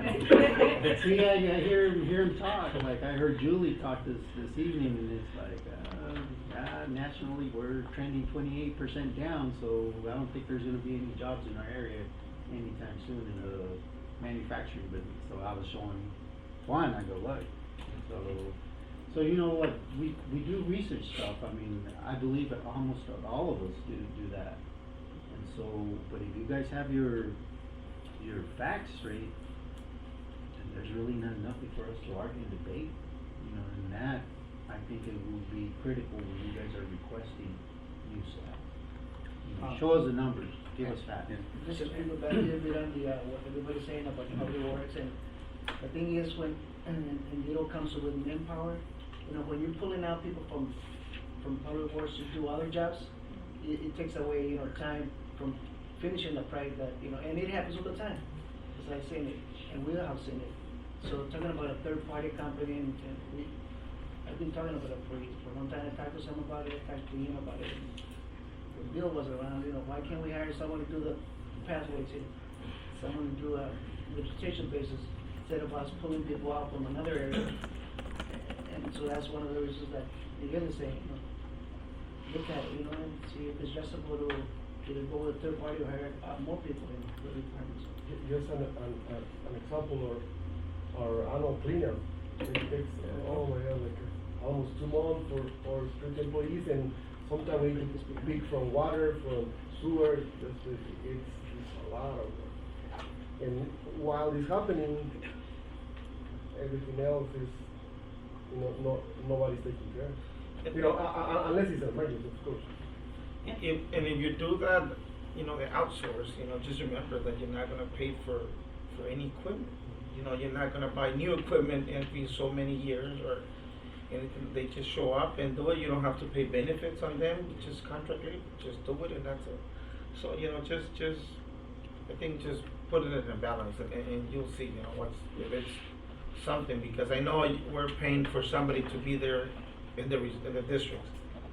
But he's not 100% there, you know, so we're collecting the money, but we're not doing it. So just, I think we have to be, you know, in anything that we do in the city, I think, you know, we ask for, you know, for money for our service, and we need to provide that service. That's Especially that the implement districts are already set up. They already implemented it, already approved by council, recorded and everything, they're ready. We just need to sit down and review, the calculations, the assessment, include the third party contractor into the assessment, to the implement district. So we don't need to do anything else other than sit down and review what is already existing and what we're charging, against what the expenditures are to each of those implement districts. So it's there. The tool is already there. We just need to use it. And the district, every year you put a budget. You know, if you see that we don't need that money, then we can lower down. Right. And you know, it's gonna impact the families, because now they have to pay less. If we put it up more, which every year, you know, I don't know now where's it at, the percentage, but you know, it was incremented. And then why we're being incremented? Because paying other positions, you know. And if we get that one company that we want to outsource with, and that company gives us the annual, you already know. The annual quote, we are going to distribute it amongst all the districts that already exist. So it's going to be less that only one district paying for it. It's going to be distributed among all the districts. Right now we have like 10, 12 districts, so we should be able to pay through those districts already. Yeah, for example, for the IDA, they have hired contractors to clean up the front inside of the building, the maintenance outside of the building, so basically it will be the same principle. And you know, like, public works, you know, it's my thing, and I you know, I have ideas on how to utilize the resources that we have, but I don't micromanage, and I'll have conversations with Sam, but you know, what I said in the last meeting was, but I'm gonna step in when there's leaks all over, because that's an expectation of that, you know, and I don't like to put people on the spot, but it was needed, because we have this conversation every year for the last 7 years. But so one of the things is like, we're trying to hire another employee, but there's the usage of resources. We're in an effort to save money. We have our street crews pouring all the cement instead of, you know, contracting it out. Yeah, we'll save $50,000, but when we have those resources pouring cement, then you want another employee for years. It's going to cost the city $50,000 for benefits, and that's forever and ever. So when we look at the managing resources and everything, yeah, in effort to save money in the short run, but if we look at the impact that the whole city has, we have them dedicated there pouring cement instead of maintaining what it should be. That's what people see. Yeah. So it's just like a short, we'll pay $50,000 more for outsourcing it, but if we look at the whole, and so. Yeah, on that note there, it's interesting because we want to bring redevelopment, we want to bring in businesses, we want also to have a beautiful town. We also want to make sure that we're doing the maintenance and upkeep we need in order to bring that in. But it's hard to enforce that with other businesses or with other entities if we ourselves aren't actually following it. So how can we go to other businesses, or how can we go to other organizations and say, hey, you have to clean up your area, when our own property, we'll get your right of way, it's not. So I think, to your point, great, but it goes full circle. So yeah, it's a better utilization of resources. And you know, just hearing from what Mayor said, we have a street worker, you know, helping to pour cement. Does that put us in a liability if he were to get hurt or something? Because that's not in his job description. They'll you know, if they'll pour a handicap ramp or whatever, but they were hired to pour. So it's, I guess, it's not a liability, but the usage of resources, you know. The one thing when we do outsource, though, it's very important that we have define deliverables. Cause you wanna hire somebody from outside to do the work, and then at the end, they're not doing the quality of work that we want. So it has to be very defined when we do the RFQ, whatever we're gonna do, and say, this is the expectation that you need to meet when you do the work for us. But it's the same thing when we create, for example, the engineer of the specialized services, that we have a list. Right. And council approves that list, and that's every time we have a project, we pick one of those, engineers. So it's the same thing that would be for a company that will do outsourcing for retention with maintenance and pouring concrete and whatnot. With specific qualifications. And we already have started doing that, like as an example, we did a sewer repair on 12 plates between Somerton and William, and we had also tree going up, and we were talking with the contractors that they wanna pave on the next week or 2 weeks the intersection on Bingham, and we already contacted them. Okay, you're gonna pave that, then you can do the work for us to do that section 17 by 17 instead of, like you already say, bring our guys that they are not expertise on asphalt, and then save us time. But we can keep going with that. Mayor, just a quick comment, on the facility side, I know touched the item of quality of life and the impact on the community and lower budget, high impact projects. I mean, most of our facilities are older, especially our culture center, community center, the senior center is one of the newer, but we're lacking a lot of facility maintenance because we don't have an actual facility division. Park staff is doing the work and we're contracting out some of the work, but the level of service is not there. And I mean, I did maintenance facility work for a year, and it's 3 times as hard cleaning an old facility than cleaning a new facility, just because of the wear and tear. But if you don't have actual facility staff doing the work, I mean, parks guys can't do everything. I mean, they're doing events, they're doing other requests, parks, retentions. So we need to at least start up with one additional full-time facility person, and of course another full-time for the retentions that might be able to be accounted from the retention from the districts. Because I mean, one person for all the districts, it's not really feasible. So, But don't you get yeah. 171,000 for those basins? Yeah, we get that money where we currently only have one employee overseeing all the retentions on our side. But with 171, how many would we be able to fund? Well, it's not just, retention, you also have utilities, you have water, you have electricity, some of them, depending on what the district is responsible for. So, it may not just be one, it's not just one full-time employee, it's all these additional expenditures that go with it. Because these residents are paying for that. Yes. Right? Yeah. So we're using that employee, we're spreading him throughout, or? He's designated to retention. Yeah. He is just designated 100% to the retention. In theory, or it's actually happening?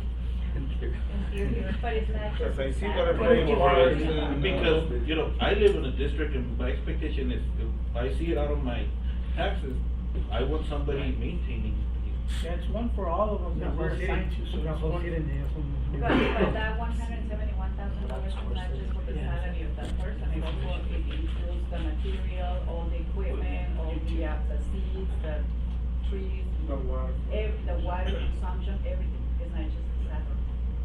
For all those retention basins that are within those improvement districts, that one person. The thing is, if you outsource, then you take away majority of the things, the salary, the benefits, the insurance, the equipment, the gasoline, the outsource cost will be better, more beneficial than paying somebody all the salary plus benefits plus, everything. equipment plus all the. Like the equipment. And Jesus would have his facilities person.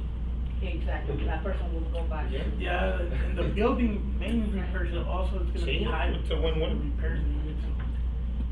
I mean, just a comment, we did a analysis with for contractual work for a general yearly from J2, and it came out to like 90 grand for the whole year, once a month from the scope of work, so not a whole lot that they're gonna throw in for 90 grand, so. I just did one for ours, and it was 3,000 a month, and they have to cut the grass on 3 different sides, which is huge, especially in the 3 sides, and it was 3,000. And I mean, if you go to the bigger companies, but I mean, just We invite all local landscapers, Keep it local, yeah. companies, keep it local, we're gonna pay them, and, you know, they're gonna be, We just gotta make sure we're optimizing our resources, right? And it sounds like that's an area of opportunity for us. All right, next item, tuition Can I mention reimbursement. one more? Yes, sir. Sorry, so I just noticed that under our city code for the powers and duties of the city manager, it does mention that the city manager gets to, it has this list of department heads, and we've added the human resources director back on October of 2018, and so I think moving forward, the council would think about creating a human resources director. You know, currently I'm kind of overseeing that department, but I would like the human resources department to become its own department and its own director. You know, but just because Ian asked to talk about staffing levels, whether the specialist moves up to director or whether there's some hiring or interviews, but at least I think staff appreciates when a good HR department is functioning. There's more productivity, there's more communication, things are faster, and I think that's an important part of having a healthy organization within, is to have an HR director that can readily answer your questions and be involved with staff more directly. So that would be one of my requests. I can tell you just on the fire department side, I wasted so much time previously, before Armando took over, with fielding problems with my guys, constantly coming to my office with complaints. And since Armando's taken over, I don't waste any time anymore. They're not coming and complaining to me, so it's like, it's a big time saving to me. It's also a lot for Armando though, because That's it's only him, okay. and. If he applies. And, you know, it's only him, and to me, the fact that you're overseeing that is, it's a lot more, I don't know, Another hat that I. No, not another hat, but from a liability perspective, you're overseeing those complaints. Yeah. I think it puts us in a better position for defense, because, Less lawsuits. less lawsuits. So if that's going through you, I feel more comfortable. Yeah. And it's and less of and we don't have another, full-time director position.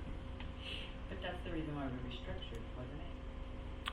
Yeah, we did a couple things. First, we pulled human resources out of the finance department and made it its own department, and then, we restructured, eliminating one position in human resources and creating the position of city attorney, chief personnel officer, augmented HR with a part-time employee, which also shares duties with legal.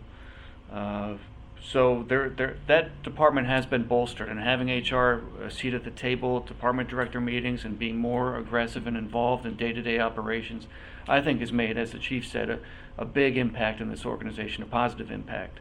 So kind of lost sight of what your question was, but yes, we did reorganize, and maybe we're not all the way done yet. I mean, is Jorge's position still going to be overseeing the HR department for here on out, or are we going to keep evolving that department as the organization grows?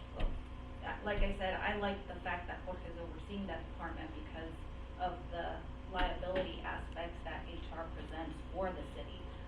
Now, yes, there are a lot of additional hats that finance has had to take on as a result with regards to payroll. So that's put a strain on my department as a result. So, I mean, there has to be a balance between, okay, where is it that the position is needed? Is it another director position, or is it another HR specialist position to help with that workload? Mm-hmm.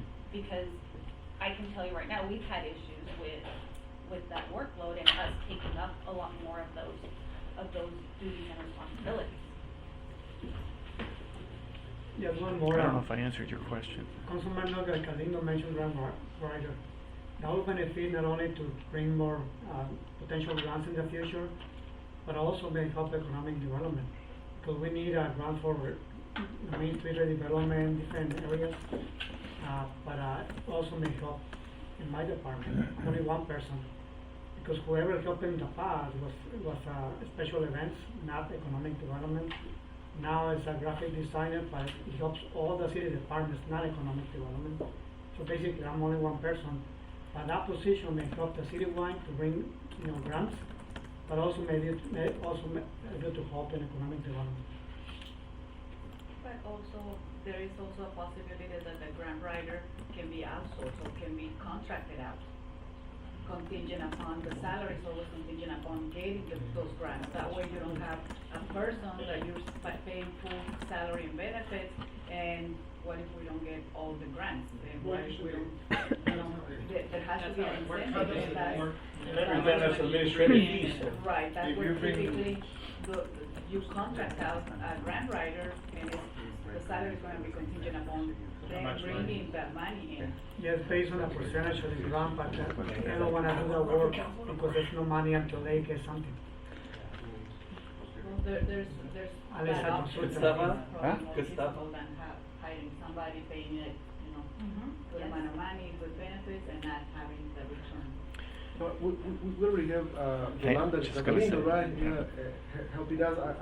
I can ask Ian, then we can ask her to work more hours for us.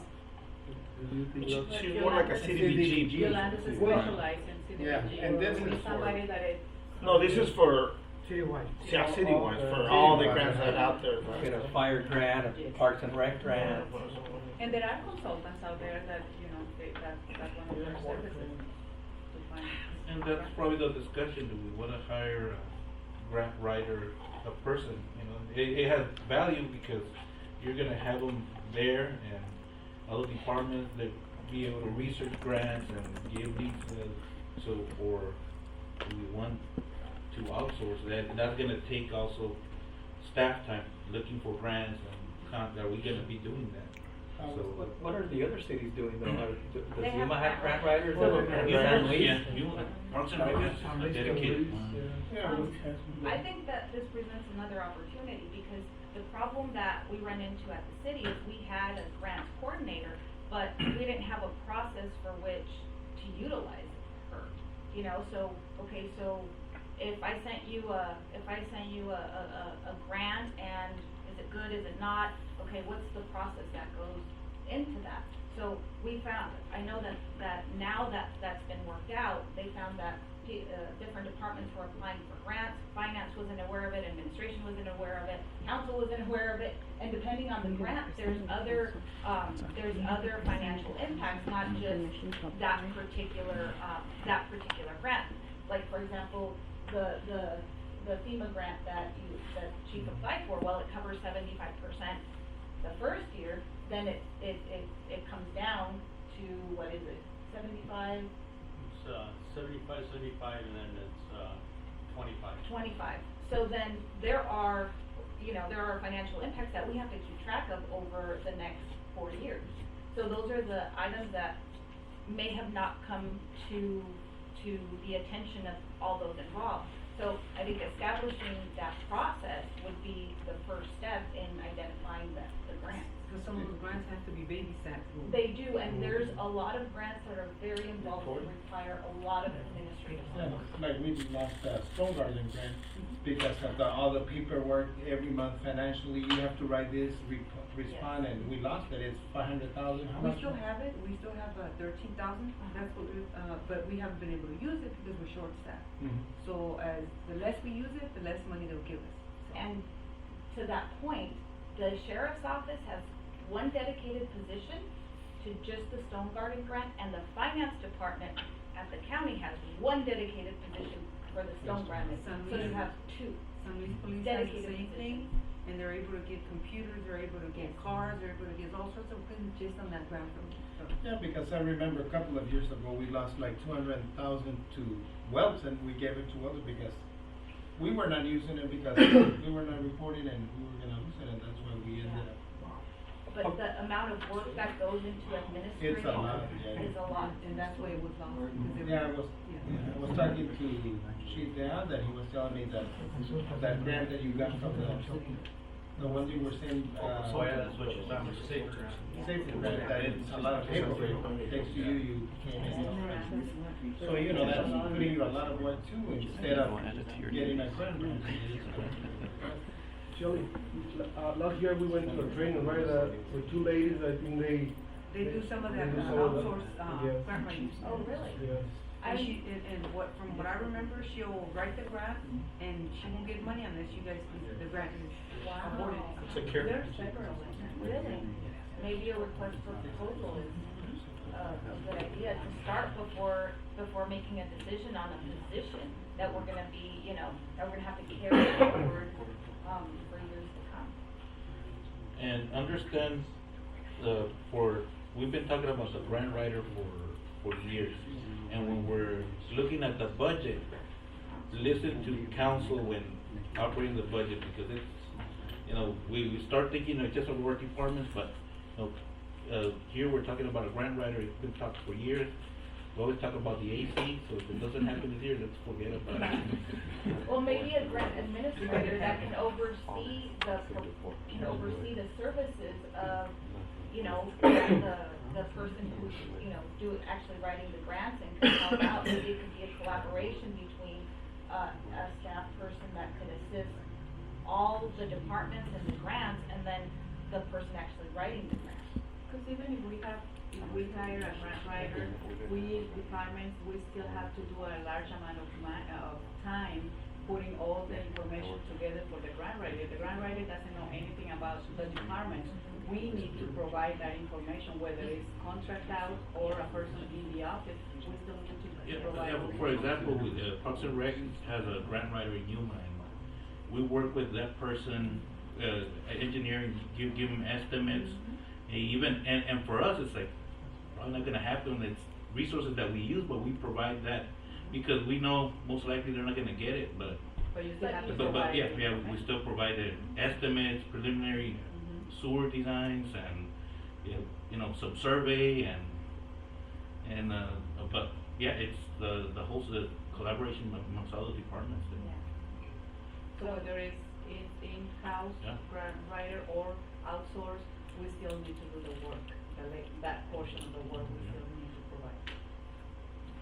There's already one going around. I think Housing America has one. She does work for the city of Walton, and she's done some work in Somerton, so I don't recall her name. Must be. Yolanda. It's the same one that we have. Yeah, Yeah. she's CDBG special. Okay. Keep moving on, Mayor. Okay, tuition reimbursement. This is just an item I wanted to bring up.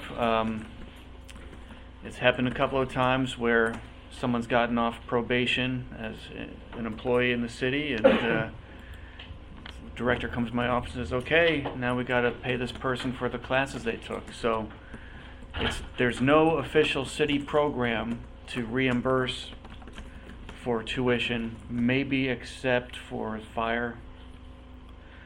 But I guess the question is, do we want a citywide tuition reimbursement program? Do we want to have a structure where if an employee leaves a city service within a specified period of time, that they're responsible for reimbursing the city at some kind of prorated rate for that training, certification, or tuition? So I know, Jorge, you've done a little research on this and found what a couple other cities do. Do you want to? So currently, as a recruitment tool, as a benefit, I know some departments have talked to their staff about enhancing their skills and sending them to classes or having those classes paid for. But what we see continuously is these employees are not loyal to the corporation. They get their certificate, or they take their accounting class or their IT class or whatever, and before they know it, they're they move to Yuma or they get a job in another government entity, you know, and then they carry those skills, and we're left with paying the bills, and that's costly to the city. That's liability. That's money that we have to pay. There recently was an example of an IT person that left right at the end of the semester, and when he left, oh, by the way, here's my tuition bill that you promised to pay. And if we don't have anything in writing stating that, look, if you leave the organization within a year, you have to reimburse us 100%, or if whatnot, then we're stuck with the bill. And so, you know, and most importantly, who benefits from this tuition program? Is it all the employees, or right now there's a select few, and there's really no criteria to decide who's getting classes paid for and who's not. It's really up to the department director to say, look, I'll help you get an advanced degree or whatever. And so we would want to, my proposition would be that we have something in place. Either the city council decides, look, we're setting aside $25,000, we can put parameters, we can say something like, no one is eligible more than $5,000 a year. You sign a note saying that if you leave the company within so many months or years, you have to reimburse us. You agree that we take it out of your final paycheck if you don't have the money right then and there to pay us. But something I think that on a human resources level benefits all. We're helping you getting advancing, and we want you to stay with us, and we want you to have that advanced degree or certification to benefit the city. But at the same time, if you leave us, then you're committed to paying us back unless you dedicate so many years to the city. So it's just something to think about. I don't know off the top of my hand how many employees we have right now that are getting their some sort of tuition help or whatnot, but I think we do have some.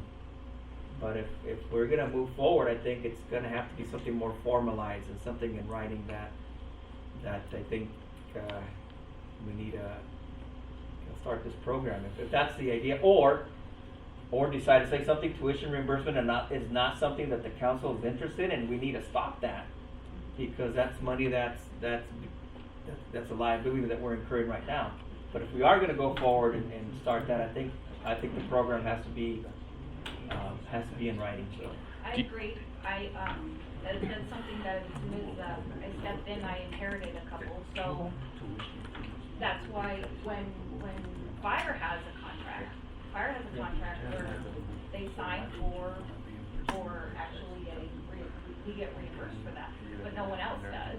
And so how do we, we've been doing it for I don't know how many years, so how do we go from, okay, this is what was stipulated once you were hired to, sorry, we're stopping here. Isn't that? Well, we could grandfather a couple people in that might be affected. Yeah, it's. But I think out of fairness, yes. I think if some employees are getting tuition reimbursement now, how does that look for the other employees? Like, well, why not me? I agree. And so that's where we need to either encourage this program or straight out say no to the program, because I think there's other people that don't know that other employees are getting tuition paid for, and they're like going, yeah, I'd like to. Now, do you see this? And so it needs to be. Yeah, to the horse, right? Yeah, and I understand if it's part of the job, let's cover 100% and have that model if they leave then. But it's a nice benefit to have tuition reimbursement for employees and be open. And with that, to me, if someone has a motivation to go to school, and of course it needs to be a degree, and they get the degree, and it's not. It's going to help at the job, but it's not a requirement. Then, and if they better themselves and they find another job, then so be it. You know, we hire good people, and if they leave, that's. And I wouldn't ask them that would be a benefit for your time here at the city. But if it's critical to the job, a police officer, a firefighter, and then they're leaving, or a water treatment operator, and they get a certification and leave that, then that's. Well, see, and And that's the issue, like with our recent, with the recent, employee we had, okay, you knew you were leaving, but yet we're obligated to provide this tuition reimbursement. It seems kind of unfair. The purpose for the tuition reimbursement is to help us do a better job. So, in our organization, not to help other organizations. And at our it's not a forever reimbursement, it's dependent, okay, you give us one more year and you're good, but if you live with it, you know, so that's kinda like the opposite is. For a degree, or it's a certification? Classes or certificates for a degree. For a degree? That are required, Yeah. we pay it. Okay. Well, it has to be Let's defined, say it has to be defined because does it have to go to the degree or for certification? What does it include? Does it include tuition and registration for certain, I mean? And it should be a limit. I wouldn't be paying 100% of someone's education, then, you know, there has to be a limit. Maybe, how much does a semester at AWC cost, or NAU? Maybe $500 towards, you know, a semester as a city benefit, and, but paying 100%. We should promote that and bring people, hey, we're paying for your education, come work in the city. But it's like, no, that's. But I think that's something that should be spoken to Ian about and George about. It's not up to the director just saying, promising after your 6 months, we'll pay for a couple of your courses, and then Ian signs off on it, and then a year later, oh, by the way, these were the terms of my conditions to my employee. No, to me, it has to be. Thank you. And so, for example, the parameter that some other sample cities have, look, employees must be pursuing a degree related. The program a study must relate directly to the employee's current promotional career path. Courses must be included in the degree plan submitted during open enrollment. The academic institution must be accredited. So don't take these holistic classes that are like on the side. Credit hours must be earned for the course. I mean, you must achieve like a C. You know, it's a program that incentivizes. You know, you got to get at least a C. We're not going to pay for your D. You know. You know what? So those are the have a limit. You know, the limit is that we can't give you more than 5,000 a year. You know, so like there's enough in the pot for 5 or 6 employees that can take advantage of this. So I guess if we're ready to do it, but let's promote it and work for the city. Someone just give you $5,000 a year towards education. I would add a little twist to it. Like in the case of a lot of my guys, they're willing to pay for their own tuition. But the problem is they work 24-hour shifts. So for them to go to class, they have to trade with another employee, or they have to take PTO. That costs them double because they pay the PTO and they lose all their overtime. Because for firemen, when you use PTO, you lose your half time. But when you get your degree, well, no, we don't pay them for the degree. That's the thing. There's nothing in place for that within our SOGs and the city policy manual. Don't you have a contract that they sign? No, that's for the paramedic. Oh, okay. I'm talking about my guys that are pursuing AAs, they're pursuing bachelors. Okay, You know what? so they want to do that, but they're willing to pay for their own. They're not asking the city to pay for their books and their class and all that. Because they work 24-hour shifts. If the class falls on a Thursday. But the program is available to them, though. That's the bottom line, is that we're making this program that's available to all. I know there's certain special circumstances that, oh shoot, I might not be able to take time off of work to benefit from this, but it's available to me.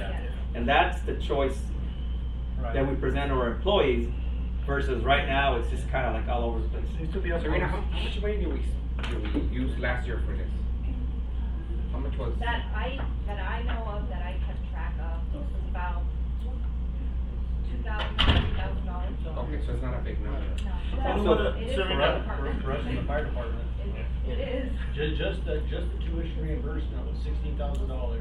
And then on top of that, we have to cover them when they're in their right time, their clinical time. So it ends up being about, for 2 employees, it'd be about $40,000 when we're all said and done out of my budget. We program it, it's in our budget, but still, it's a lot of money. But that's for you. Because they have 5-year contracts. Yes. 5-year contract, and that's. But how enforceable is, let's say, okay, one of your firefighters decides to leave at 3 years, and you're saying, you know, They okay, pay us the balance. our contract? Chief of Honda. The very first time I did the contract, I lost 3 people using the 2 of my contracts. They each paid back, one paid 3,000 and one paid 2,800.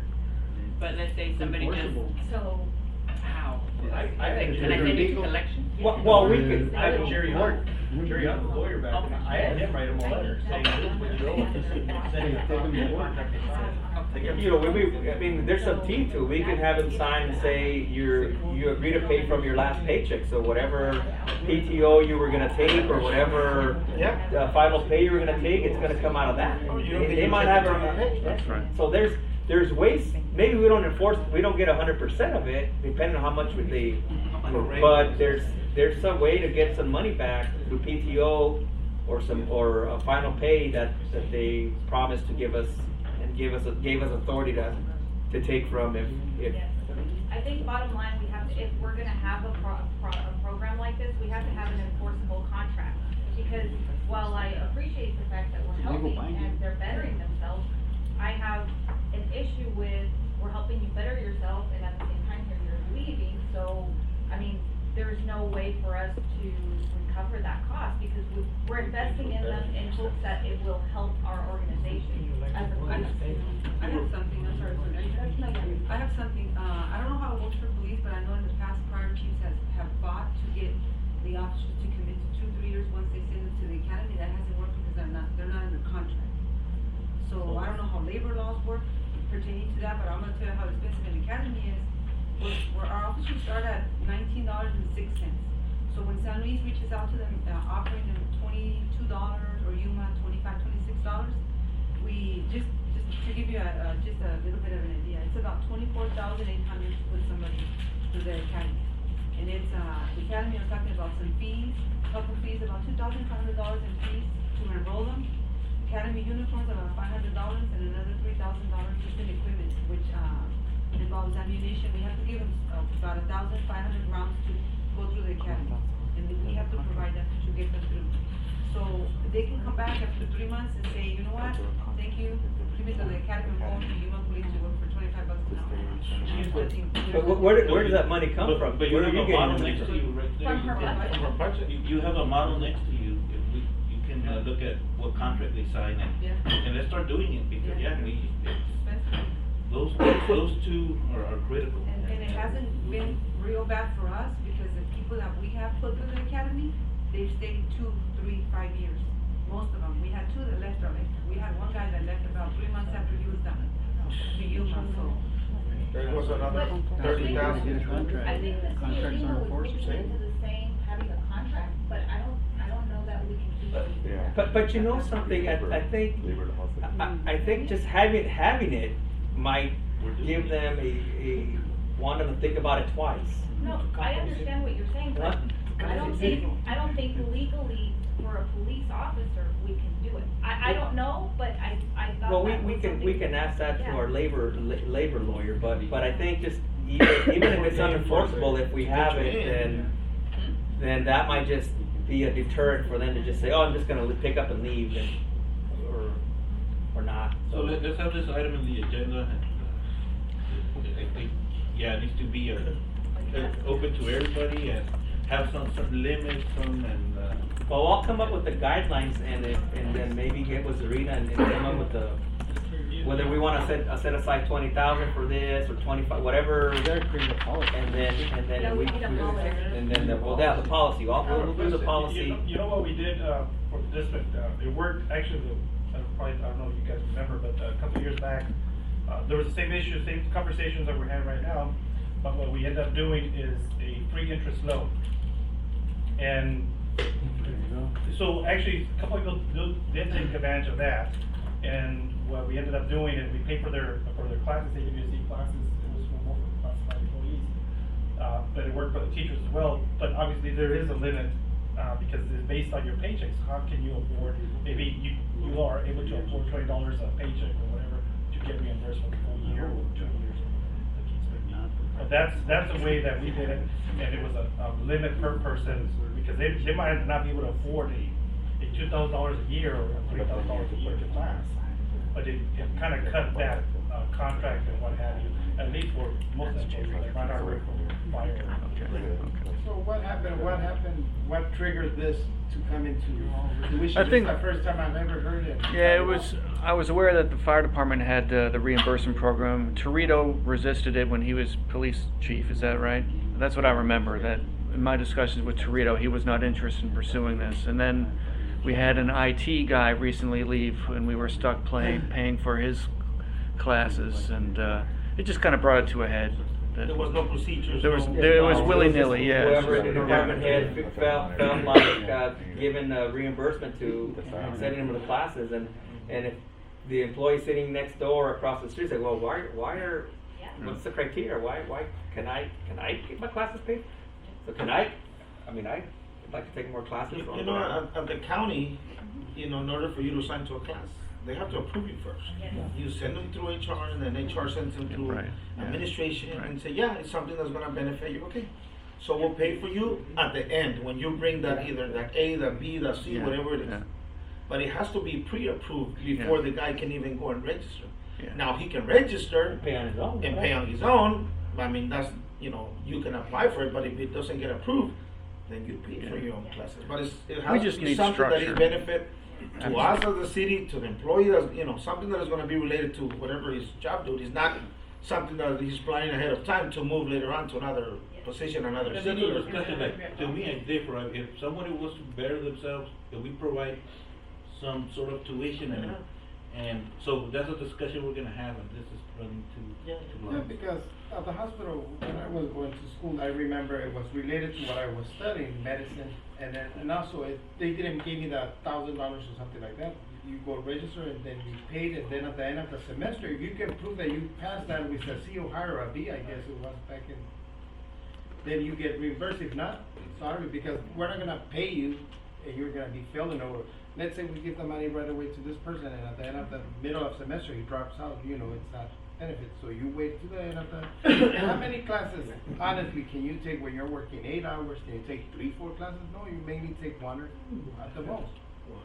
So, but I guess the biggest problem is fire and police, because The problem I think is when they leave and we're just stuck with, well, I think you know. if they leave, you know, if you're paying for 1 class, come on, so it's. If we're paying 100%, yeah.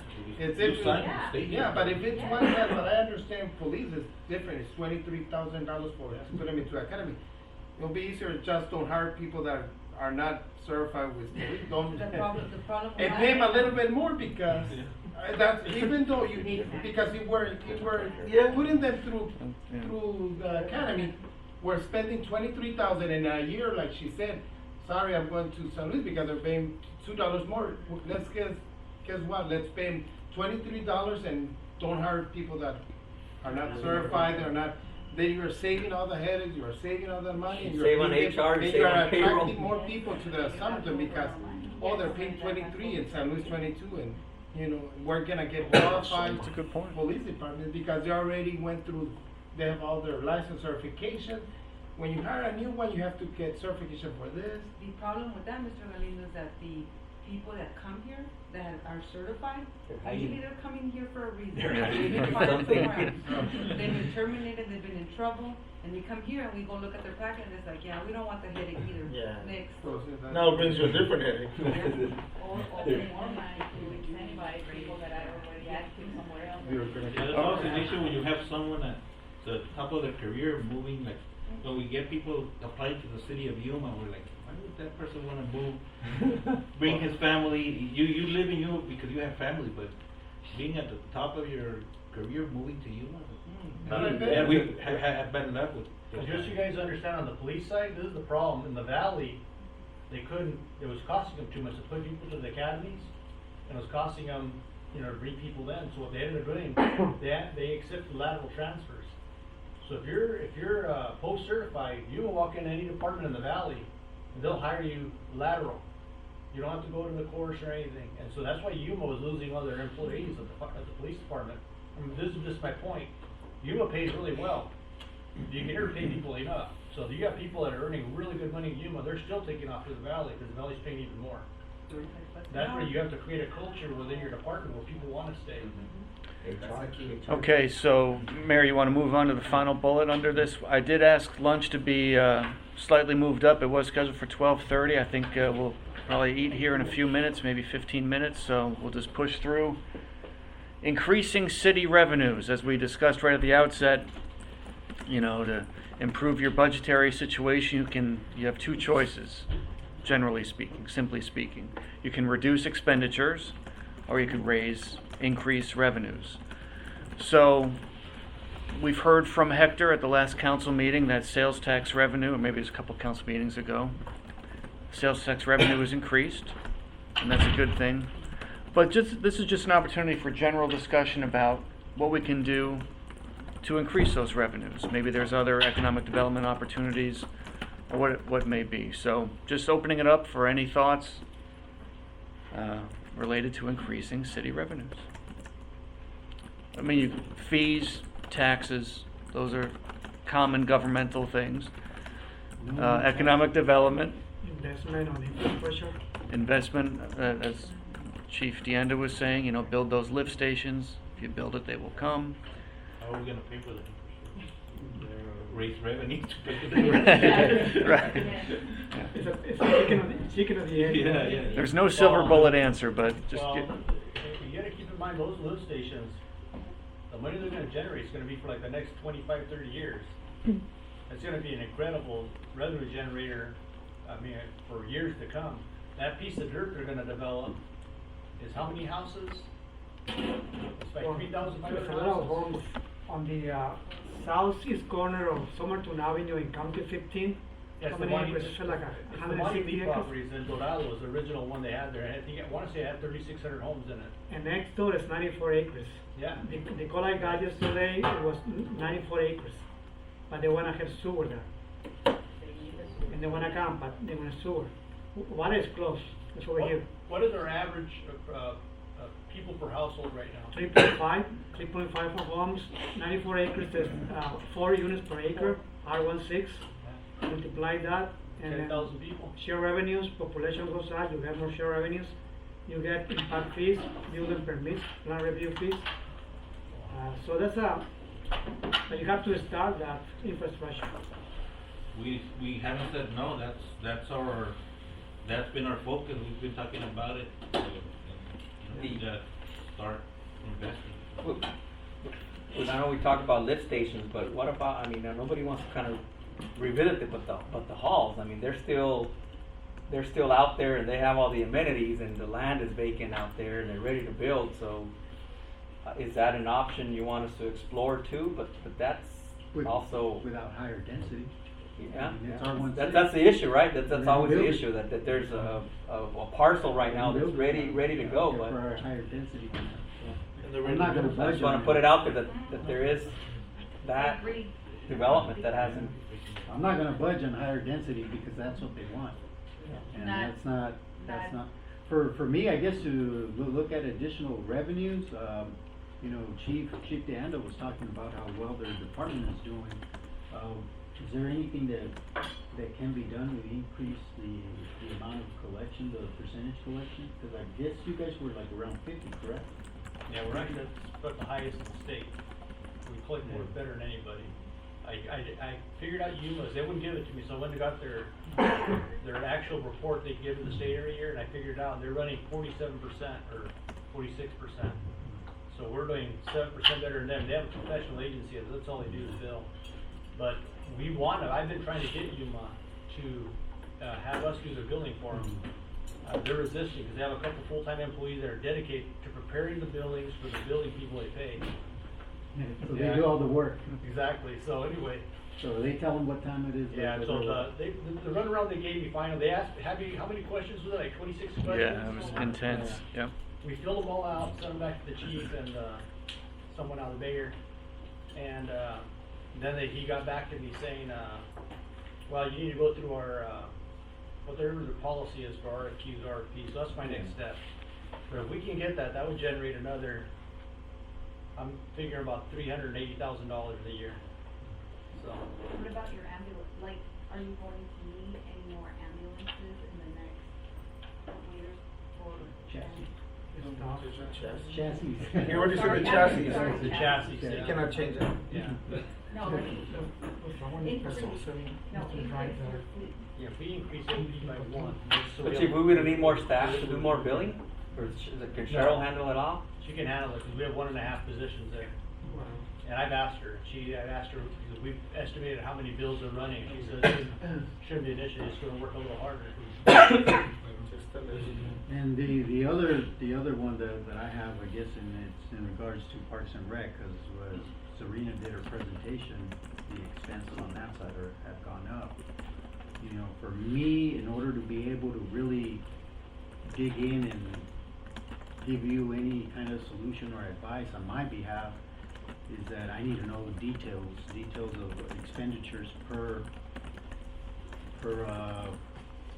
league, or, you know, we actually, I know you guys handed out a report, hey, this is how much a soccer league, but we gotta look at the breakdown, you know, referees were this much, scorekeepers were this much, cause I tell you what, and Jesus can probably vouch for this, but a long time ago, we had one coordinator, and they kept score, and you know, and maybe it's a model that we need to start adopting, versus just having your coordinator standing there, and there's a scorekeeper and an umpire, and he's just Actually, watching. Right now, it's a coordinator, it's the supervisor, and there's a scorekeeper. So 3 people are there, you know, so, you know. Yeah, so maybe that's how you could bump your costs down, is by having whoever's supervising actually being the scorekeeper. Cause I mean, there was a point in time where whoever was supervising, they were even announcing. They did all the setup, they announced, and all they had was the ump or referee or whatever. That's possible, yeah, but as we're growing, it's gonna change, cause of course you need more supervision, cause you need to go around the facilities and all that. And if you have a coordinator scorekeeping, and then again something happens in another facility because he's not doing his job, then it's a liability and a lawsuit, so it's, And it's that's a give when, and take. that's where planning Yeah. comes in. Yeah. You try to run one activity per evening versus Yeah. having multiple. This is the problem that you guys are running into, is that you guys are running multiple, and you guys don't have the manpower. Well, guess what? It Yeah. costs more money, and sometimes it's not efficient, and it's not cost effective to run 2 versus spreading them out. Yeah, no, that, and I know. Just to add, Yeah. Councilman I think Orlando. we're gonna have a work session especially for Okay. this, and, Yeah. everybody, yeah, we need to add something, go No, ahead, no. but let's not get carried away, cause we are gonna have a work session, and No. like I said, let's be efficient, and, but yeah, your point is that Yeah. I think you want more Yeah, breakdown. breakdown. Yeah. Any other thoughts? I have one Yes, question sir. for Hector. I know if we compare with San Luis, and regarding the getting money from business taxes, we have received $1 and San Luis received $1 million. Is there any in place, any program that helped the people to put a new business, or something to bring more business to Somerton to get more business taxes? And the way we use incentives, you know, different ways we can do incentives. But typically, like a development we're working on in the west side, those 20 acres, the developers are asking, can you give us a break on the permits or the plan review fees? That could be an incentive. So I'm working with that area there. That's typically they're asking for something, either when I come to the city. For small businesses, it's a little more, there are grants available, like PepTech, the Small Business Administration. I'm working with the National Bank of Arizona. They provide SBA loans.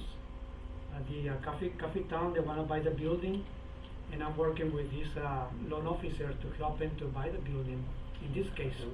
So because he was thinking to close in June if he hasn't improved his revenues, because the rent is going to go up, but his revenue is still level.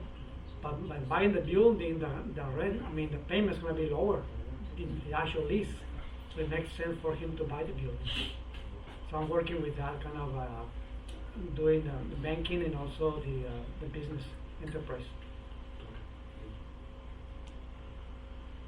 Also, isn't, San Luis's tax rate a lot higher than ours?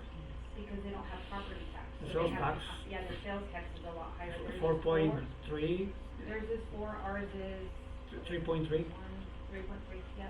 So we're not far behind, actually. Yuma's lower, but they have A new grocery store will get us more tax revenue. and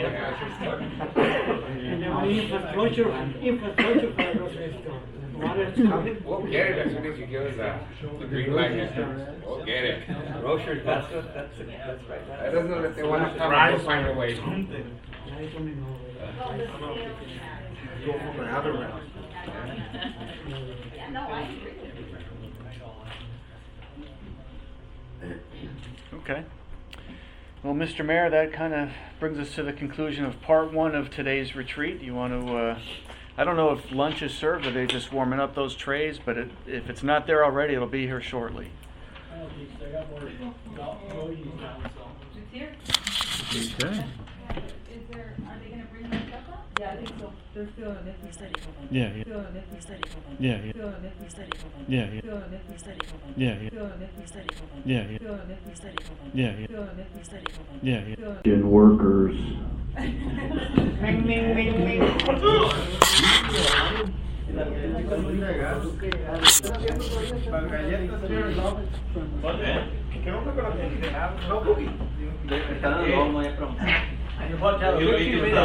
I know. Low carb diet. Thank you, Mayor.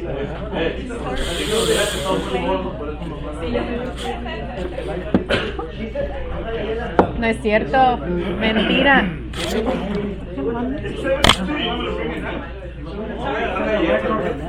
Ya,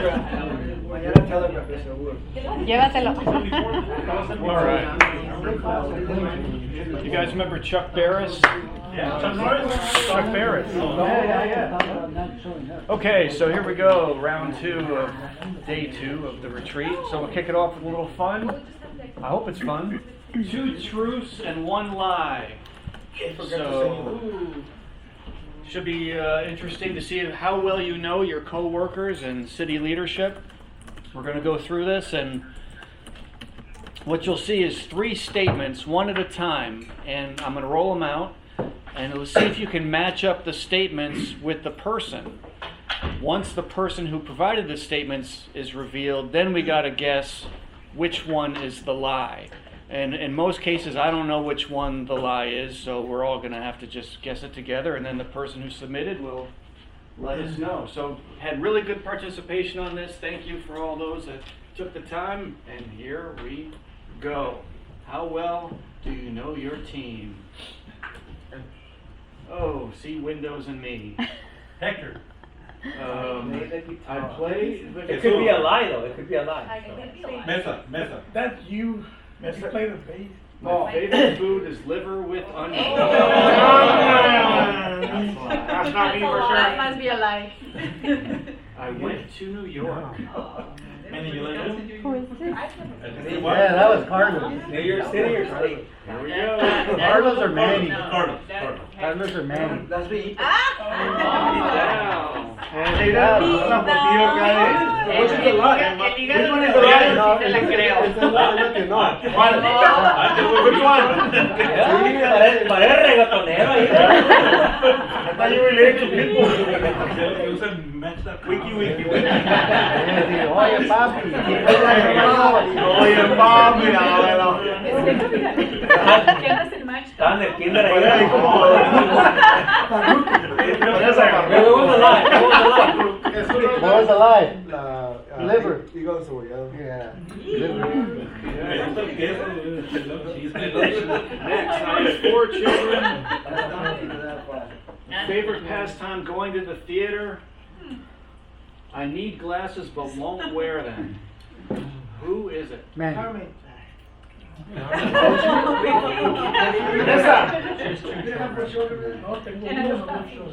No, that's Jorge. That describes him, but it's not me. Jesús. That's the lie. Okay. I have 4 children. Oh. Which one is alive? That's Which one is Going alive? to the theater? I have 3.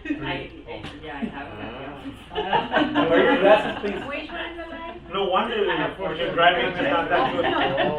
No wonder you're almost running. My father only had a 3rd grade education, taught me advanced algebra. Yeah, I can see. That's Algebra. Paul. That's Paul. Is I that graduated who talks a from lot? Cibola High How's the School. mayor?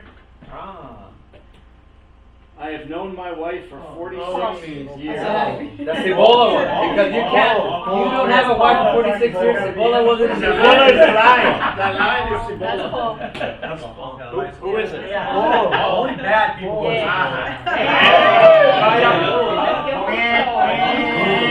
What's the lie? Parece Donald Duck. Mississippi. I've been to Iceland. That's Ian. I've graduated in the top 10 of my class. Oh, that's not That's the lie. There was only 9 students there. Ian. That's Ian. Me? Yeah. Oh! She went to Gaston school, probably. And which one is the lie? You play the piano. Iceland. What's the lie? No, she went The to piano. She doesn't play the piano. The middle one. Oh. I was in number 11. The middle contact. She was number 11. I met Pedro Infante when I was 5 years old. That's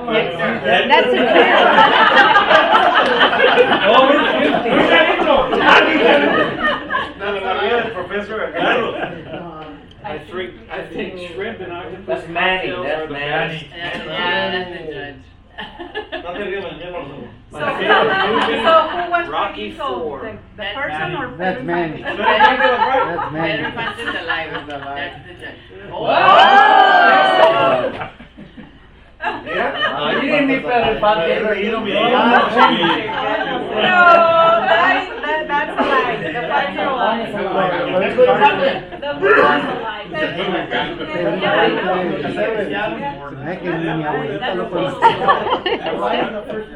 first one is the lie. Of course. Yes. That's Tinder has easy. El Infante is like 1 billion years old.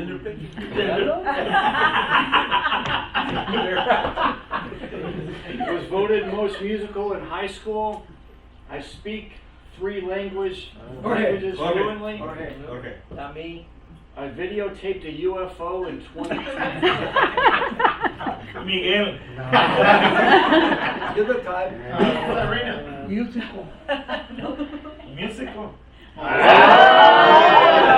Jingle bell. What's the lie? The UFO? The fluently one. Yeah, I speak 1 language barely. Looking for a trip to UFO? No wonder you're a little off. Yeah. I don't know what it was. There was alien mist with your mind. It was a tequila. It was a tequila, yeah, they shut up Yeah, the sorry, tequila. clearly for the bottom of Anthony's scotch. Which filter is that on your? So what's the lie? What's the lie? The lie was I speak 3 languages fluently. Match.com. All right, I don't like vegetables. I'm a family guy. Joey, he didn't eat vegetables today. Yes, I did. No, you didn't. I'm That's a friendly person. Can you make it more vague? I Yeah. That, no, that's. I am friendly. That I am friendly. Really? Yep. Oh yeah, actually, yeah, you are friendly. So which one is the lie? The The lie is vegetable. I'm a friendly person. He doesn't like vegetables because right now he does not get vegetables on his plate. The vegetable? I do sometimes. But today's not the day. His hair falls off of that. I was student body president in high school. Oh. I don't like to dance. And Hector? I went to Bora Bora for my honeymoon. Which one? Oh, I already know who that is. But I'm not gonna say anything. No, which honeymoon? Oh, the number 2. Gary. Hey, Gary. Jared. I think it's Jared. Hi, Jay. You don't like You to know, dance? Shirley? I dance because my wife likes to dance, but I don't like to dance. So which It's, one is the Yeah, my present. Student body president. I want to So you didn't go to Bora? You didn't go to Bora? Yeah, we did. So which one is the left? That's The- the one I'm running. Oh. Who was Luis Heredia, and I ran against him and I beat him, but he still won. I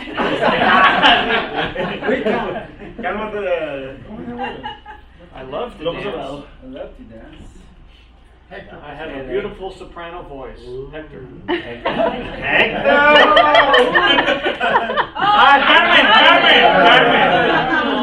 I see it at Walmart sometimes. Talk about Match.com. Carmen ahí. So which one is the light? Soprano voice. Yeah. Yeah. Because you do mediation and all that thing. You do sound like New Jersey. And you love to dance. You get it? Cántanos algo. What was it? That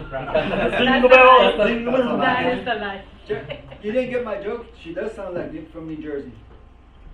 Soprano. The Sopranos? Oh. Never watched that show. I own 63 watches. Manny.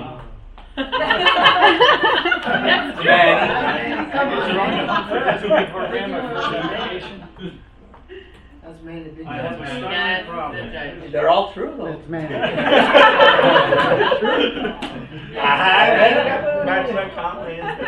Can I tell the lie is the stuttering? Because Wait. no, when I was in grade school, I did have a stuttering problem, and then my parents were migrant workers. We qualified for some type of a grant, and my parents used to cortaban la lengua. They clipped the little piece in there. Wow. But this is the story. So there was about 15, 20 migrant children that were in the same bus to go to Monterey, California to have that same operation. So we're in the bus and our parents are outside waving and we're all going so all the windows were all like No había Windex. So what's the light, man? I don't have a stuttering problem. No. But you had it. I had it, but I don't. Not anymore. Pero ya no. I have a 6-month-old grandson. Come on. Yeah. Make it to a year. Yeah, That's a lie. He's already suing the. Yeah. He's already suing for the bus. I actually have a lawsuit against MLB on that. Why? Really? No, really. Yeah, you did. They were not going to win it anyway. Which one was the light? He loves I know to that do he's that. What's the lawsuit on? I'm suing them because we went to Game 6 of the World Series.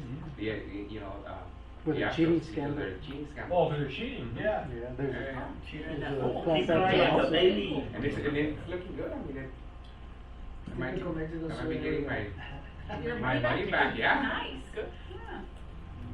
I've taken a swim in the Mediterranean Sea. I've climbed up to Machu Picchu. Oh, I want Any guesses? Hector. Hector. Attended Armando. a World Cup game in Europe. Armando. Hey, which one is that? Armando. Hector. No, yo no. No, yo no salgo de eso. Se cayó el Machu Picchu. Well, I think that's a lie. Machu Picchu. I haven't made it up there yet. Which lie? Machu Picchu. Se queda soleado subiendo el Telegraph Pass. That's Hector. I had a 19. That's Hector. 71 Chevy Camaro. Yeah. The city has collected close to $40,000 in sales tax.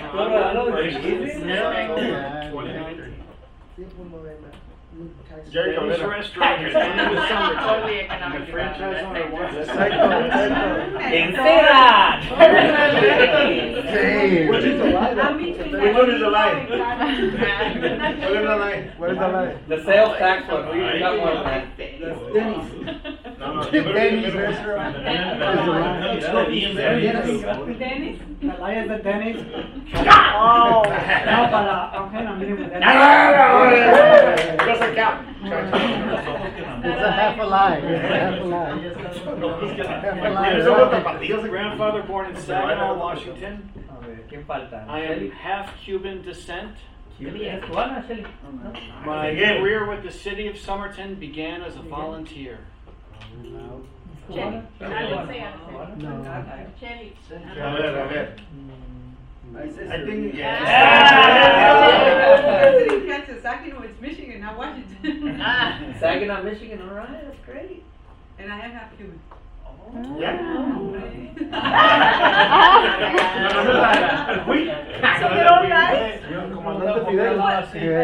Era pariente de Fidel. Okay, now there was one more that didn't make it in because I got it in a text, so my mistake, but here we go. 3 statements. I'm very outspoken. I'm always interested in traveling.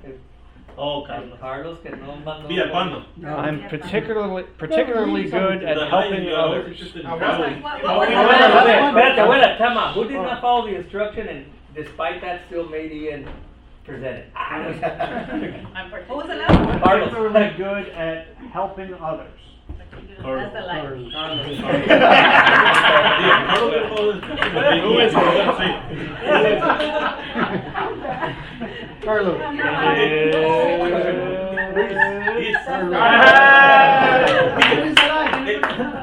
They're helping people. They're helping people. No better is not me. I haven't participated. What's the lie? Machu Here they are again. I'm very outspoken. I'm always interested in traveling. I'm particularly good at helping others. That's the lie. Number 1 is a lie. You don't like traveling? You're always traveling. You're not.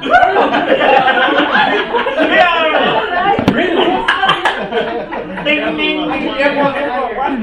Rewind.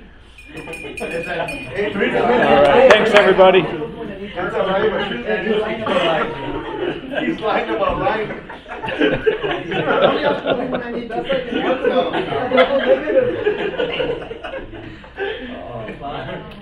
All right.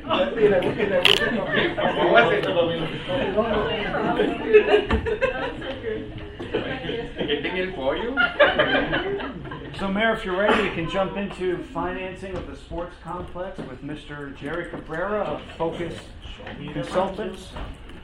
I'll tell you two truths and one lie. We have the money. You have the money. Do you have a PowerPoint or no? No, I don't need it. I used to work in the fields in Iowa. I used to break dance back in the day. And actually, the truth. Ramosito. And I was a student body president. Which one is lie? The first one. Iowa resident. Was nominated, but yeah, no. I did no golden tassel corn in Iowa, right out of high school. Well, that was a pain. Because actually they were tall, and we had some short people trying to detassel that corn. What? Oh man, but he did break dance pretty good too. You got video of that? We got to see video of that. I don't think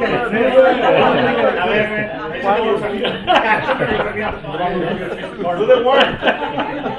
That's why I need the boom box, you know? The cardboard box there. The cardboard box. There's some cookies. Brought some cookies for diabetics. So, I was talking to several folks here, the staff and whatnot, and trying to reminisce as far as when I was a kid. And I used to go and with my grandma. Well, my grandma used to take care of us because my parents were always taking care of working. And we would go with my neighbor, with my grandma's neighbor, and then go pick up. Sometimes we'll pick up Mike and Isaac, and we ended up going to Gallagher Pool. So yesterday we were doing this whole thing as far as the scavenger hunt. I reminisce over all that, times that we would walk to the pool, pay 10 cents, I think it was, to go in there. 25 cents. Originally. I can't remember what it was. Whatever we found in the street going towards the pool. And sometimes sneak in. And sometimes sneak in, that's right. Jump the fence. And we only had, at that time, we only had 2 parks. Main Street Park, and then Ruth always, announcing And then they had a lot of trees. I remember a lot of the pine trees, a set of swings. I think that was pretty much it. And then we had a water tower park. And of course, I remember with Tiger being our baseball coach, he lived right across the trailer park. Of course, he would just come in and be our coach, and that was pretty much it. Of course, and then the big thing was Joe Munoz came in as far as the park is concerned, and that was a humongous park. But those times, as far as that reminiscing, it just made me feel like, man, after all these years, going, it comes full circle, and now you're working in that area. But something that the Vice Mayor was saying in reference to that, I never went to that swimming pool, even though I didn't have money, but they didn't let me in. They would just, go ahead. Oh, yeah. And they never denied you because you didn't have the 15 cents or whatever. So, yeah, it was fun. Parents were working, and we used to just go and walk, and now, sometimes our parents, really overprotective, and sometimes they don't let us go out. Well, at least my kids sometimes You become a man when you dive from the big. I never did that. Still not a man. Still not a man. The big diving board was the one. So looking in retrospect, and then what J2 Engineering has done, and so we looked at that whole scenario as far as all the parks, facilities, and retention basins, inventory of the whole city. Even though we serve the community, but obviously Orange Grove gets served as well. Valley Vista and some of the surrounding areas get served by all those fields. So in looking to see what J2 Engineering did, they came up with some very expensive solutions, but at least we're going to go back to this, but at least I want you to see something, and then we're going to go back to it. In terms of what we're looking at, I'll pass these around. This is Joe Munoz. So essentially, J2 came in with an estimate of actually $25 million to do the new facility for the high school and fix some of the areas around, or parks around the community, do some retention basins, Los Perritos Park. A whole bunch of slew of things from inventory that we could fix or make whatever we can with refurbished ball fields, complete replacement of the irrigation system, landscape, remove the ramadas, so on and so forth, at least for Joe Munoz. And looking into what we need to actually spend, I sat down with Jesus and Rodney, and I think we have a good plan for this area as far as Joe Munoz is concerned. It's not very much because the money has to be stretched quite a bit. We were looking at trying to do an estimate of about $250,000. They have $1.5 million. 250 for Joe Munoz. That's what we're kind of estimating as far as what we can spend on just Joe Munoz. Obviously, it's up to City Council, whatever the decision you guys want to make. What we're looking at is doing our work ourselves, some of the work, in phases or years as far as trees are concerned, removing the ramada, a lot of demolition and other things that can be taken in place, which is the pond and the pump and filters.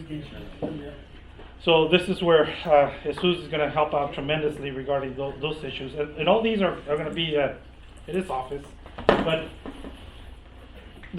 I wanted you guys to see those fields, and we're going to come back to that and the reason why I'm doing this. One thing, the other one is Main Street Park. Of course, after, how old is the community center now? 20. No, about 20. 20 years? Well, in the summer, it gets 115 degrees here with the swamp cooler. So the one thing is obviously putting HVAC system in there. That's one of the things that the community has wanted from the very get-go, and hopefully we can do this with them. For them, adding additional space, doing something maybe with a swimming pool, maybe heat it for winter, and then if the high school comes in, that way they can practice. They won't be able to actually have meets here, other than probably practice because of heated pools. Maybe, you know, that's another thing is what are we gonna be doing with this whole area here as far as the parking lot? And obviously they came out with, I think it was 2 million to renovate that whole field, that whole Main Street Park. As far as what they said, it was landscaping, deferred maintenance for buildings, pool, parking lot, any small playground, obviously the HVAC, and adding some roll-up doors, and I think we discussed this to have like an outside area for gym, right? Patio and the multi-use. Patio and multi-use. Now, this is where the other part of it is that the Somerton High School Park. This is of course a $24 million kind of facility that is the dream, the wish list more than anything else. At this point, still wish list, which is really expensive at $24 million. Now, one thing to consider always with this amount of money, we're looking at if we would do in its entirety. I think we, Sarina, myself, and Jesus, we came up with an estimate of $11 million just for this area alone. Yeah. Of course, $11 million is a lot of money. Now we go back into retrospect of what happened to the city of Yuma. We don't want that same situation that, you know, that pack was $16 million and they got grief and they're still getting grief. So that's something to really consider over all this. Now the conversation that we've been having with Ian as well, helping me out as far as what we need. The reason I'm only sending or making a point to all these just 3 areas, obviously we still have a bunch of other parks. Council Park, Los Perritos Park, and other retention basins and whatnot that need to be fixed. Restrooms.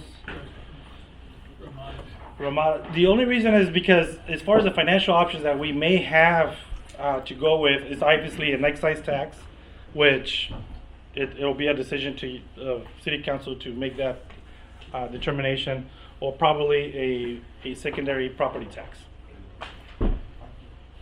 These are only estimate numbers, but we're looking at anywhere from 7 million to maybe 18 million, but depends on what the financial advisor sees as far as the numbers are concerned.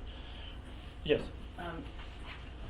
For that part, you said 250, that's your Yes. estimate. The 500 is Just for the your community center. estimate here? Yes. Okay.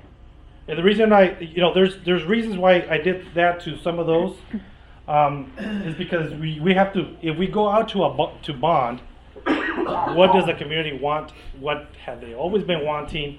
And what are we going to be able to actually promise them? The conversation from the very get-go was that we had promised them this facility, but obviously with this facility alone, it'll be hard to sell it to the community if we don't do anything with Joe Munoz and or the community center. That's the sale. Now, within that, we have to look at senior center, which, you know, obviously needs to be taken care of as well. And repairs.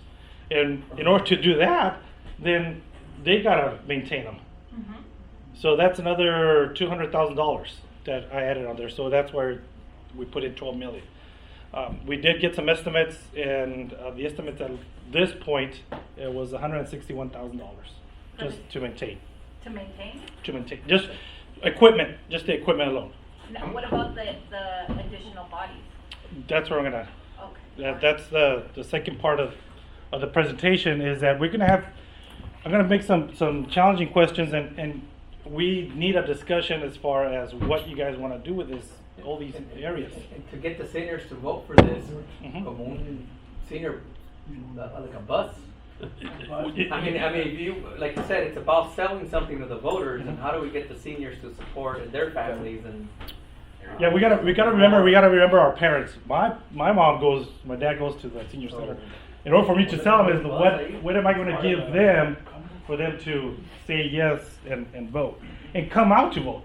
Remember, in a general on an election, I think Somerton usually has about 7,000 voters, 6,000 voters, and not all of them go out to vote.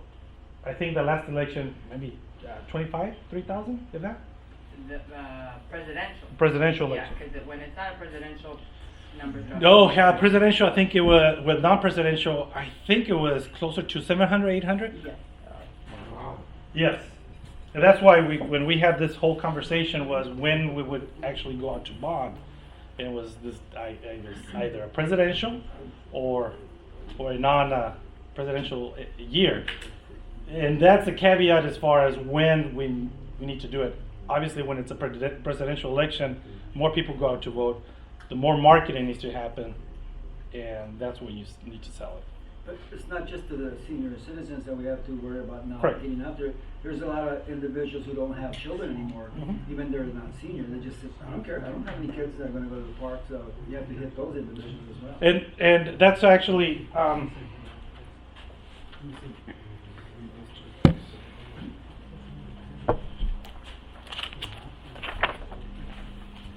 I have to make quick copies. I don't know if it's going to be that many folks on here today. But, you know, there's a couple of questions that we need to ask ourselves as far as what we're going to do. If we're going to go out for an $11 million or $12 million bond or $6 million, whatever the case may be, because we're looking at two phases. We're looking at the current phase of doing probably maybe just the main field, and then phase two looking at probably until we're still not sure after a conversation yesterday with a financial advisor, but we're looking at 2027 for probably possibly the second phase to add more things. But that's what we're at this point.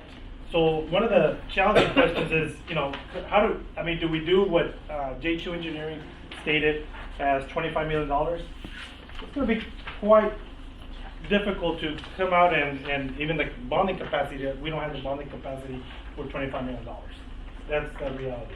The revenues are not coming in. The conversations, the budget, I mean, it just, that's what it is.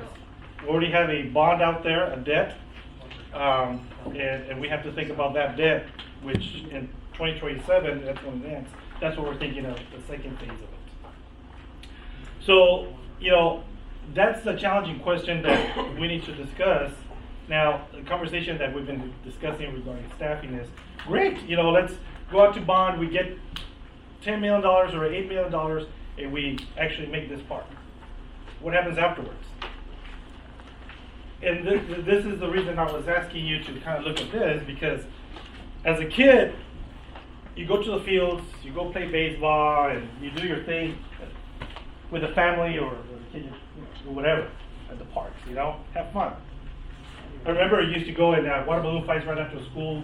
The fire department used to, at Main Street Park, used to turn on the fire hydrant and just flood the whole area. Right after school, we used to go and play out there. And it was fun, it was great, you know, fun with the kids. It actually was in front of Mike's house. And the thing is that this is what people see when they go to Google. I'm not saying that his department has been not doing a great job in maintaining the fields, but this is what we see. And that's a pretty old picture because the pond and everything. Yeah, the pond's not there. There's a couple of things that are not there. Still, the Ramada's still here, that old one. But they still see this, you know. And I believe, I don't know, Hector, but I think you can have Google get a recent picture. I believe you can. But at least at this point, this is what you see. Now, how do we? After a while, you are used to seeing this all the time. As a kid, you're used to seeing it. And like, okay, well, when are they going to fix that irrigation? Or when are they going to have that tree? When are they going to have this and that? So, you know, that's the other part of it, is to sell it, making sure that this doesn't look like this.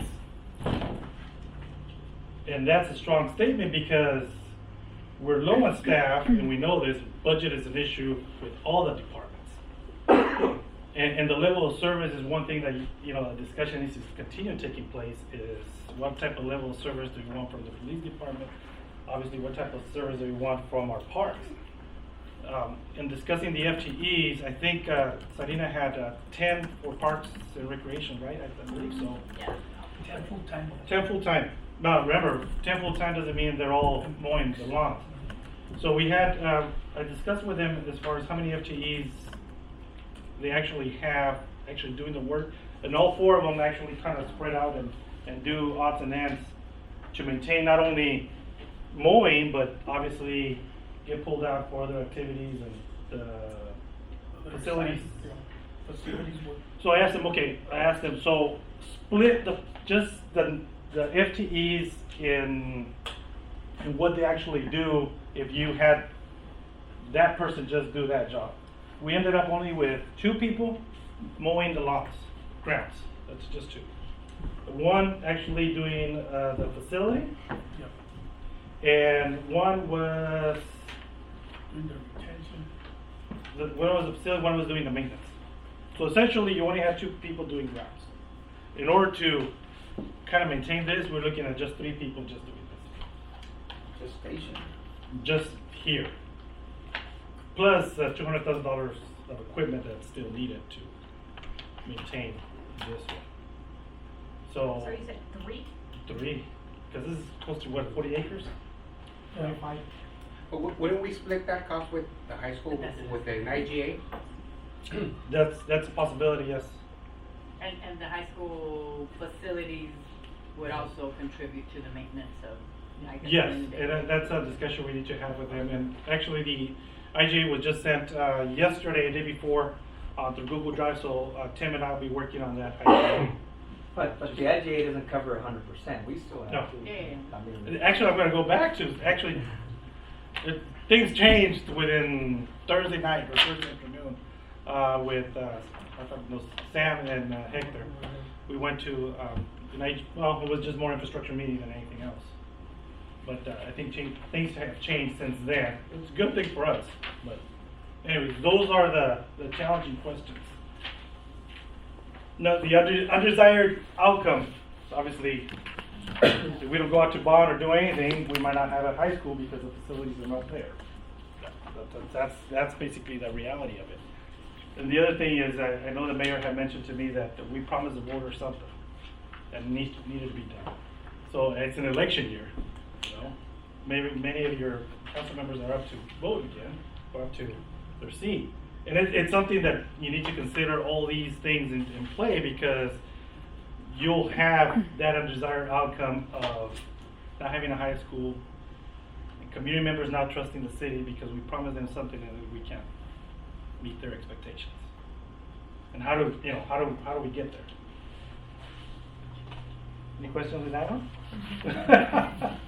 You said that changed from Thursday to now. You said things changed. What changed? I'll tell you right now. It's on there, as a matter of fact. Yeah, obviously the desired outcome is to go out to bond, and hopefully it passes, and we have our fields taken care of our current fields and having a new one.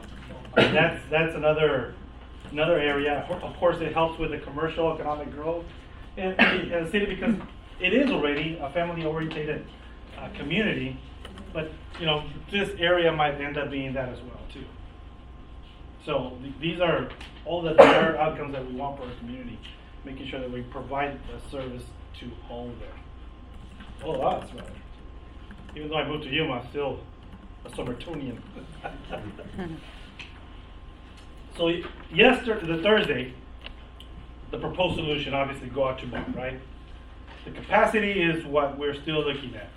So within this past week and a half, we've spoken to 3 financial advisors, and one of them is Stiefel, Wedbush, and Piper Sandler. We actually like 2 of them. We're just waiting for one of the proposals from Piper Sandler, and I think Serena and I at least liked 2 of them, and we'll let City Council at that point make that determination as far as who they want to use. But I think City Council will like the ones that we're probably will propose, hopefully. But essentially, the conversation we had Thursday with the infrastructure was that a couple years ago, when we had the donation of 33 acres to Somerton School District, we were trying to obviously look at the pesticide covenant, because it's a big issue. How are we going to get the pesticide covenant from our south neighbors and our southwest neighbors, and obviously on our north neighbors. Oh, hold on, you're talking about the school district site, or you're talking about the high school site? No, it's a Somerton School District site. Oh. It's kind of a circle. It revolves around why the decision is going to help us. That made the decision in the conversation on Thursday was that the Somerton School District is doing a land swap at this point. Land swap with JV Farms. JV Farms owns 22 acres on the frontage road right on Main Street, which that person did not want to sign the pesticide covenant for the high school, which is this area here. That's the high school land. So the city was at one point proposing to actually build these fields, obviously with bond money, at their property. Is that correct? This portion right here. This is Pericone. Pericone's right there, yeah. And this is Pericone right now. And then this is our high school property. And in order for them to build it, because of the pesticide covenant, we kind of divided this area in order for them not to have signed that pesticide covenant. So JV Farms said, no, we're not going to sign it. But at that point, we already had a conversation with JV Farms, even about a year and a half ago. That was a kind of initiation conversation, Somerton School District and JV Farms. So we did the whole works as far as appraisal and whatnot with Somerton School District and JV Farms. So right now we did a lot split, and we did a switch. So JV Farms, it was 33 acres, so JV Farms is switching with Somerton School District land. I think we're looking at 24 acres, Carmen? And then JV Farms will have another 22, 23 acres. So we're doing that switch. So for Somerton School District already had signed the pesticide covenant for the current 33 acres. And with that switch, now Somerton School District is going to sign the pesticide covenant. So that kind of alleviates that perspective. So what happened on Thursday after that conversation with the high school, we ended up, now they want to do their own fields in this area, which is everything that we thought we were going to have to bond. So it changes kind of everything in terms of now we don't need a pesticide covenant for the high school, so there's no excuse there anymore. And then the bonding capacity at that point is what we thought we were only going to be doing these two and possibly just this whole area. Now we can possibly do some of this, these two, and possibly other fields if we go out to bond. Of course, the community center and equipment and whatnot. So that just happened. So that's the conversation that just occurred Thursday afternoon. And that was with Diane Cordero. I wasn't there, but Sam and Hector and Jerry were there. I'm cautiously optimistic about that. I'm not saying that's gospel yet myself. I wasn't there, but and I haven't had a conversation with Gina about that. But for the school district to potentially take on the minimum requirements needed to open the high school, building it on that land now that it's open to be built on by the school because of the change in the pesticide covenant, that's obviously a big deal for us if it comes true. Correct. Will that change and split the way the arrangement and affect the way we do the maintenance on it? Or would we be in charge of all the maintenance and they would help us with their portion if they assist? That's still a conversation that was going to still be going on for about a month or so. They don't want to, the conversation that occurred is that they don't want to sign on something that they don't have yet. But that doesn't mean we can't do it, because we want to make sure that we are communicating and we're working as a partner in whatever happens. Even if we have an IGA and nothing happens, well, moot point. But if the IGA or if the high school does happen sooner than later, the IGA is already written. At least it gives the community and obviously the city council, what they're working, it's happening, the IGA is already on there. And the sense of partnership in a sense that this is coming. It gives that, and I want to make sure that the high school kind of approves it here before we go out to bond, because it's telling the community that it's on the process, it's on the works, and we're partnering with them. It sells more, I think. It sells whatever bonding capacity we're going to be able to do. that was just happened Thursday. So in order for us to remove any of these risks, hopefully we become partner with the community more than anything else, and have them buy into it. So. On a Go ahead. financial note, I prefer secondary property tax because the secondary property tax levy doesn't fluctuate as much as, say, a sales tax. So whereas a sales tax, we're tied to whatever is going on economically. With the secondary property tax, we just set the levy to the debt payment, and that's what we make. That makes sense. Popular that is with voters though. How much in taxes is it gonna get increased? It's gonna be Maybe it's like 15 million. It's gonna be some, that's why I showed you the tax levy. And so, but that's, to me, that's the best, safest alternative for the city. So do you have an idea per hundred that we pay, what it would be? The payment, The tax levy the to tax each levy. per property? Oh, per property. Yeah. I don't have that calculation. I haven't Is done it that. $20 more per year for us? Well, so I showed you. $200? So That's- if we increase the levy by half, 50% of what you're paying right now, is what it would increase. Probably not gonna be popular. Property tax? You just gotta educate the community, so. Yeah, I mean, It will be much better than bonding, that's for sure. Well, we're gonna get the It isn't. authorization of voters. We talked about this already.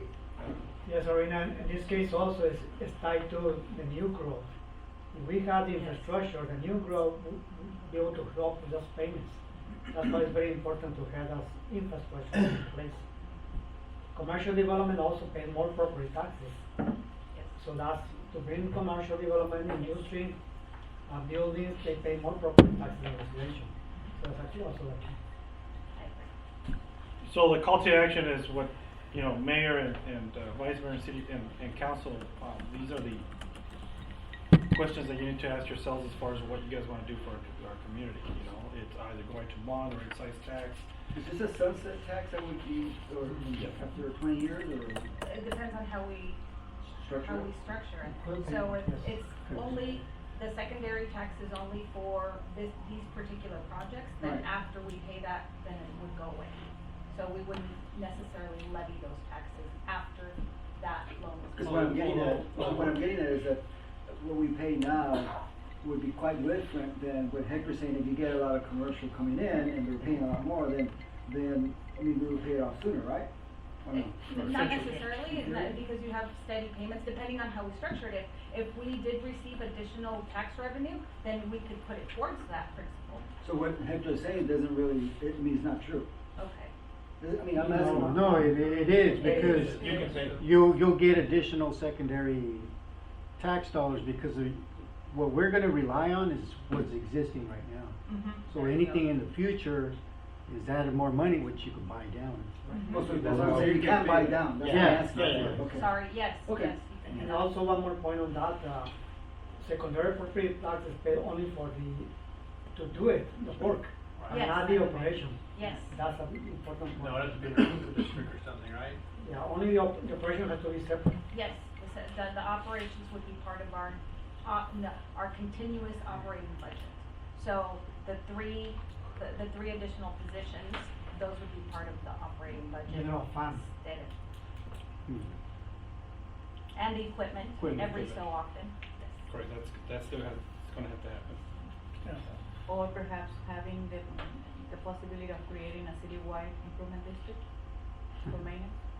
Well, that's what it is, secondary property taxes. It is. That's what it is, citywide. Yeah, but they'll sunset though, depending on how we Right. structure it. So this. Either way, it'll be a payment one way or the other. Yeah. What's our bond payment right now for the 11 million? The 11 million, I think we're roughly, I thought it was about 450,000. so that's what we would be essentially needing on a. And if you take Mm, that 450. and look at our current levy, it would increase your property tax by about 50%. So you're looking at a significant increase in levy. So what the high school actually needs as far as state standards is 6 tennis courts, which can be in 3 basketball courts. They don't have to be lit either. And varsity, 6 tennis courts, but they fit into 3 basketball courts, put together. Also, backstop. That's all. You just all need a backstop. That's all it is. And a JV or varsity field and a softball. So they only need 2 things. And a multi-use field, which, if this happens, this is their best soccer field. But if it's right next door. But these are the items the state standards require of any of the schools before they even open doors. Just the basic stuff. These are the basic stuff. So as far as tentative dates that we're looking at, speaking with financial advisor and from past experiences, that on March 2nd, we're hoping to bring a financial advisor recommendation to you, including whoever's going to be selling their bonds as well.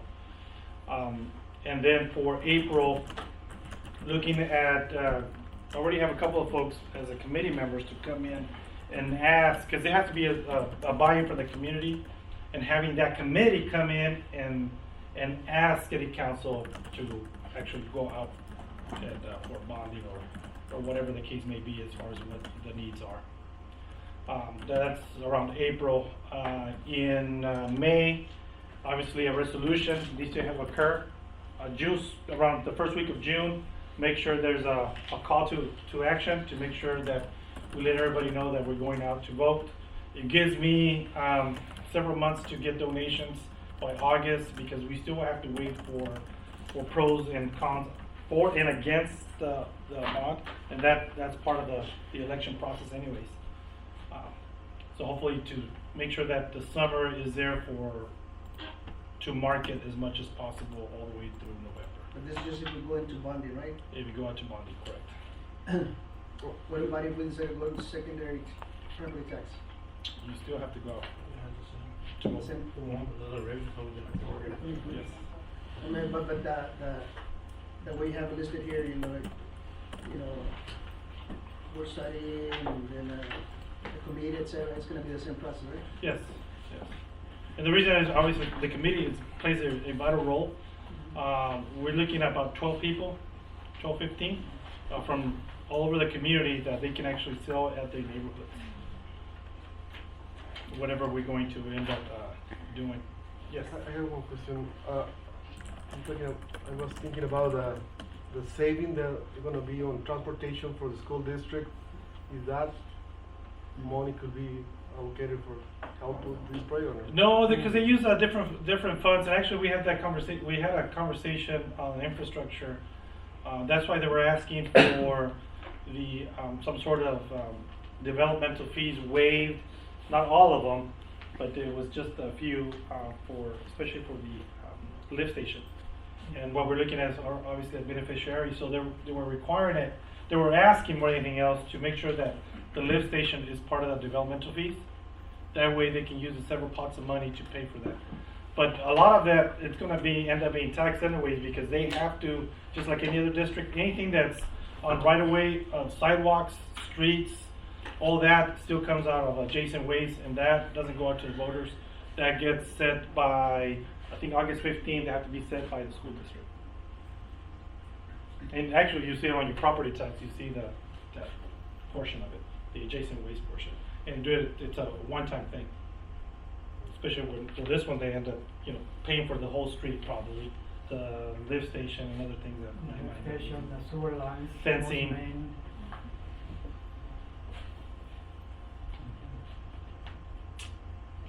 Any discussions? Well, questions? Right now, at least my preference, our sales tax is high as it is, so we can't do it. And we talk about the 0.8, and when we pass it, that was the intention for the park, the city hall, so whatever money for the 0.8 should be towards the debt payment of this park. So we should take that into account. I would. We're gonna bond, but if Serena's selling it and says, oh, you're gonna double your tax. There's ways to put it, there's ways of selling it. I'm not gonna vote. I'm not gonna vote for you. Yes, We don't want Serena in the face of. No. I think she's scared us all. Your income's gonna double. Why you want my kidney? But I do want you to be aware of the impact. That was the message that I was trying to. We got the message. Yeah, we got the Very positive. Sorry. No, but, Sorry. so we have those funds, the 0.8, which is, I don't know how much we had left after City Hall payment and Okay, whatever. I have So, that. so I have that we should information. take that into account, and 11 million scares me, so we could, be conservative and actually, be less, because there is an impact to other residents. So, initially when we were looking at it, I was like, man, we want a complex, and we went into it. But there's always a maintenance and everything. So once we put it out there, I was like, and I wasn't mayor then, and I was, but the people are expecting it. Yes. And so we gotta do something. But if we can, 11 million, that's. Yeah, so Is it 11 or 18? we should. Well, it's how far we want to take this as far as what J2 recommended. J2 recommended, obviously the other fields, recommended Joe Munoz at 1.5 and community center at 2 million.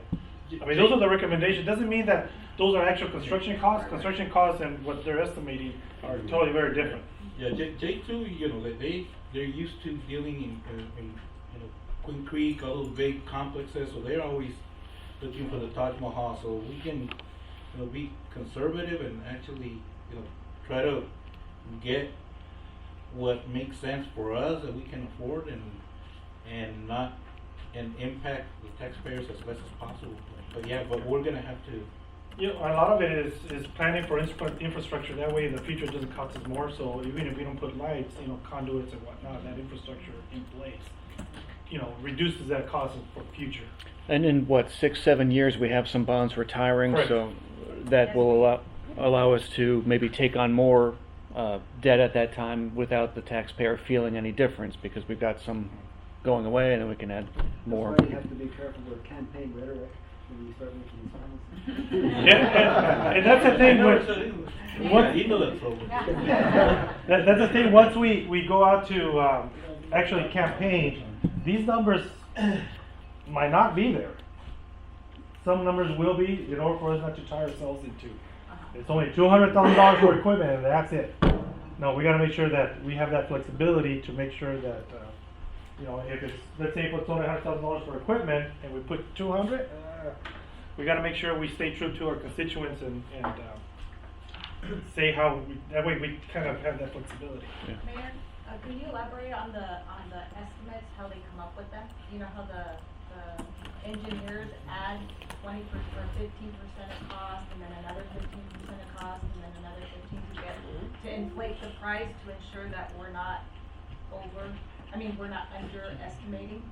Yeah, well, you add about 30% at that for inflation. Yeah. And it's unforeseen, so the contingencies. Contingency 10%. Yeah, and then once you iron it out, as you reach the scope, you could go down to 5%. There's two ways of how they get the estimates. Obviously, they'll go out and get estimates from several general contractors. I don't know. I don't think J2 came into the Yuma area and got construction cost bids. They may. I don't know how many they actually did receive. And then there is the other method, which is also high, which is RS means.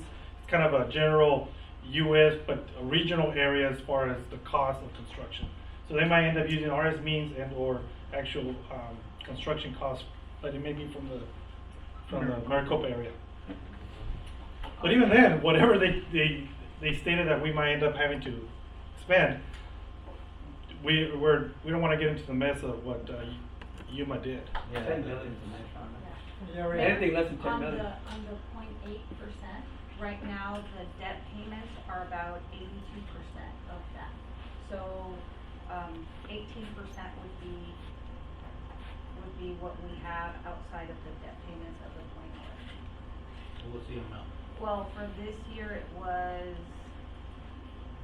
85,000. 85,000. Yes. So the debt payment for the land in City Hall is 410,000.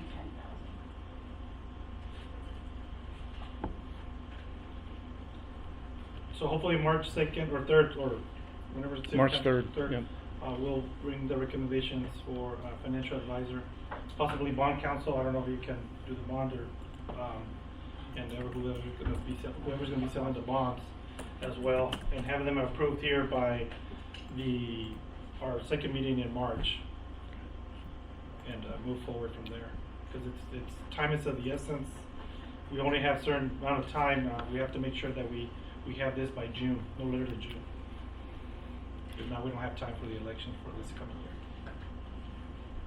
And that would be an additional cost too, because if we don't have an election that we can kind of piggyback with the rest of the county, then we'd have to have our own special election. And that's cost more. That's a good point. Next year, and that's gonna cost us another $25,000 just to get.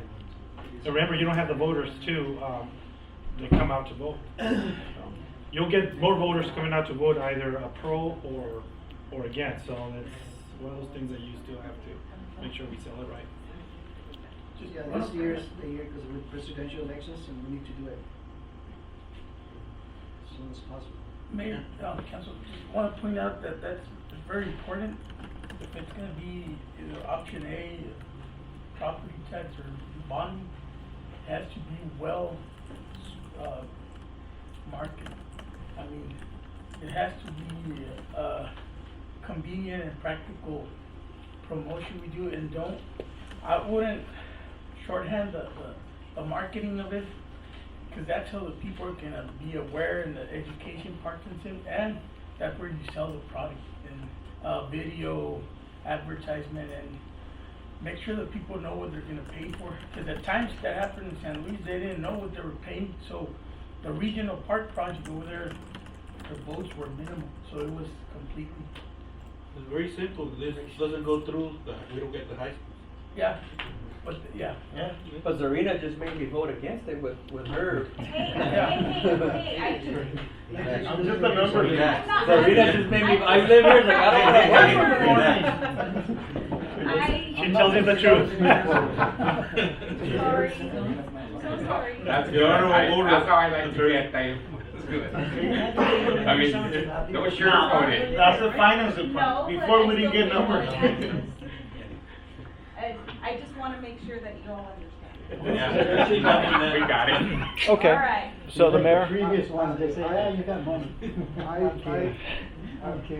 think like one important thing is more or less on average, know how much is gonna increase if we put it like let's say gonna be $100 extra or $200 per house or so. Yeah, it's totally premature at this point. Right now, all that is still, because once we get to that point, all that's gonna be in the pamphlet. All that is gonna be done beforehand. Hopefully, you'll probably see that, probably, at least city council will see it, late April, in May, they'll know that figure, right then. But it's not gonna go out to the community until they actually, go out for action. You can use your picture, the one that you put up there. Oh, I'm voting for it. Oh, yeah, Bob. Councilmember Villapalma, do you have anything? You're being too quiet there. Man, I have a lot of concerns about this. I'm not gonna lie to you. My biggest concern is, I probably read it all over my face. It's, what exactly did we promise the high school? You know, almost doubling up on what's currently being taxed. It's not gonna be, I don't think it's gonna be received very well, no matter how much marketing you put. Definitely this project has to be phased in, whether it's 1, 2, or 3. But there's no way we're gonna be able to do it all at once. Let's be realistic. And again, it brings me back to what exactly did we promise the school? They try to bail out on us. And so I feel quite honestly that we should just do what we promised. You know, now that they're coming back to the table and requesting additional stuff, you know, it's a little too late for that. And you don't have all the, whole lot of money to be able to pour into this project, you know, we have other real necessities, you know, fire, PD, public works, you name them. You know, we're trying to increase salaries to do retention. And so, when it comes to this, I want to do what we promised in order to make this high school a reality. But if they're trying to milk us for more, you know, now is not the time. In my But opinion. being optimistic with, hopefully, with Thursday talk. Yes. We might be able, well, more of that part might be able to, If, be correct. put on the high school, and we could lower our side of it and, you know, phase it in a little bit slower, like you mentioned, if we don't, you know, have that. Because if this is true as far as that conversation, 11 million, we won't even go there. Mm-hmm. We might end up doing only 5 or 4. Yeah. That may end up happening, and obviously not doing this completely. Yeah. And the reason why, you know, the inventory that J2 did was great. But remember, we have the schools that we have fields. They have lights. There's several areas that we already kind of have in that inventory that maybe we need to do a little bit more better maintenance on it from the school's perspective as well. And so this might end up having to be a little bit more different than what it looks now, or what it was presented back when in January and December. So if this conversation comes to fruition, and good thing that pesticide come in and get signed. If escrow closes, or hopefully escrow closes March, the first week of March, because of the lot split and the right of way, that kind of pushed it for another week. So if that has no issue, then they might end up having all their fields in here, and we have to worry about it, which brings down everything else in terms of a $4 to $5 million project overall. But you know, and you're right. The constituents might not want all this. They might want at least something for fire, at least something for police as well. It might be $250,000, it might be $500,000. You know, that decision is going to have to be up to you. But you put all that bundled together to make sure that we sell it to our constituents, to all of our constituents, not just a set of parents who have kids who need a park. See, and now that you mentioned, you know, $5-6 million bonding, and I think that's more in line to our ability to afford. So when you start from 20 down to 11, down to 5. Okay, 5, 6. We could probably definitely do that. But anything beyond that, we're pushing it. Let's be realistic. We're pushing it. And remember, this is what we're thinking the estimate was going to cost up to the whole point. So we were looking at phasing everything in probably 2 phases, just because for 2027, that's the target date that we're looking for the other phase. And then it might have been only $4 or $5 million for the first phase, and then maybe go out to bond again for the second phase, because the pamphlet will state, if we say $11 million, it'll state $1 million, $11 million, and how much you're going to pay for it. Not necessarily will say, and that's the wording that bond counsel is going to help us, is to make sure that verbiage is correct, that it's in 2 phases, and it's only going to be $4 million for one phase, and so forth. Because of that line right there is going to say that it's $11 million, and you're going to pay X amount for every 100,000, and that's what's going to hurt. But you're not going to charge them for the 11 million No, front. No. Because you're going to go 5, and then you're going to go the other 5. That's correct. So I think too, as far as design and the way the park's being used, you don't want to put the cart in front of the horse either, because how many students do we have, and what sports are actually going to be developed within the first 2 to 4 years? Because if there's sports that aren't going to be able to be developed, then they don't need the fields, they're not going to even exist. So, you know, all those things need to be taken into consideration so we can know exactly what we're paying for, and if we even have to pay for it. Well, you know, this is the whole caveat as far as we're just talking about the high school right now. Obviously, we have Valle del Encanto, which is on the east side, and then we have Sunset, hopefully,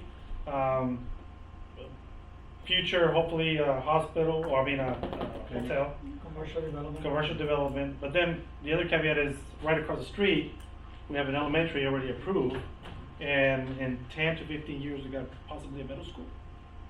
This whole area. And remember, we've talked to AWC in the past, and those conversations still need to continue. Possible location there. So, but I guess they've got, I'm with Paul in the sense that if we don't need to build it, let's just wait a little bit. Yeah, because I mean, if we build it and it's not being used, then No, just cost to maintain yeah, it, yeah. yeah, the maintenance is alone. Is not Well, something we that's hope not- is, the conversation that with this portion of it, with the district signing out that pesticide covenant, it alleviates city of Somerton Yeah. more than anything else. Yeah, so again, I just hope the school realizes that our bonding capacity, we're looking at 5 to 6. Oh, it's funny because I told them when I said this number here, I said that there's no way this is going to happen. Yeah. Forget it. Yeah, and they know it because they don't have the money either. Yeah. That's too But much. there are certain regulations, so they have to have a certain amount of fields or a Right. certain. There are state standards. Okay. As long as they have a backstop, the basketball courts with tennis courts in the basketball court, they don't have to be lidded either, and JV or JV varsity baseball field. So just on that design. And a softball. So it might only be this field, one of these, and and the pond to irrigate. Yeah. But then we still have this whole area, and obviously this is where Paul and Juarez need to figure out as far as the safety concern for future. Just because they designed it here doesn't mean this is going to be. This is just that's something to consider as well. And trees and whatnot. It's just a.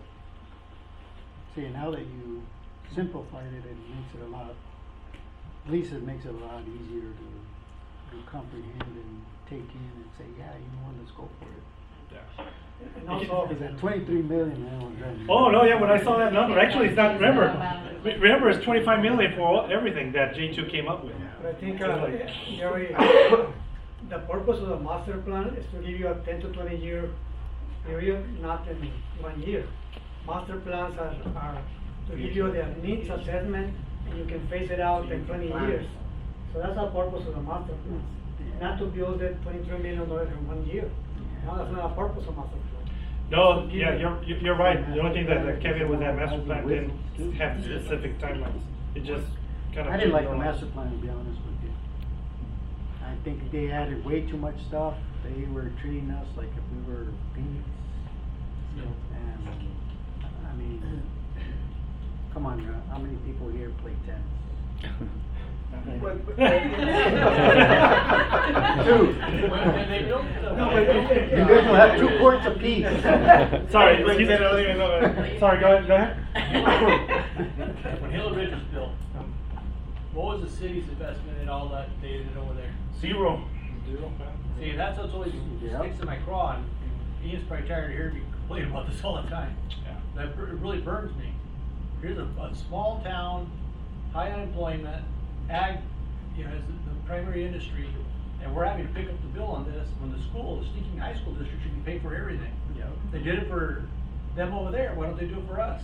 They do it in that's one of the things that I mentioned to them that first time that we met. Cibola was the same thing. Yeah, and that was the way we sold the board that we were gonna build. Yeah, the board did not have to go out to bond and include in their bond a new high school for us, I guess, and they did it, I think, because of our advocacy and our willingness to.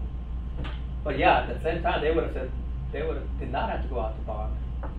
Yeah. But we're gonna do what So it's makes kinda like sense one of those for our residents, and the residents can use it, and that's what we're gonna do, and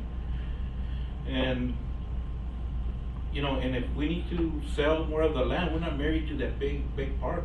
Now, we're seeing the reality and what we can afford, and that's why I was like, I hate to say I told you so, But back then, I was like, let's not buy more land, let's keep it small, and, because, yeah, we're here, and let's build, you know, the minimum. And that's what I'm saying there, Mayor, is that we're just gonna build what we could afford. Yeah, absolutely.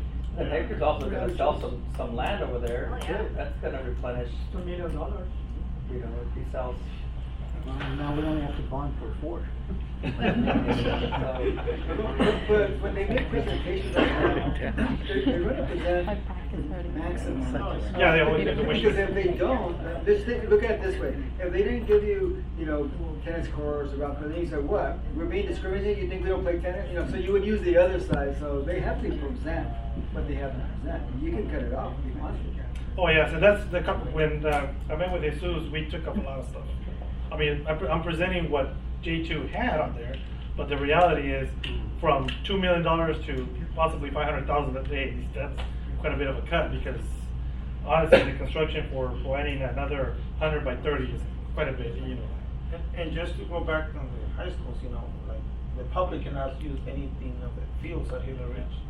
The same with Cibola, I mean, the ones that can use is the ones that they were built by the city, which is the softball fields, but any other school, then no one is allowed to do it. So, I mean.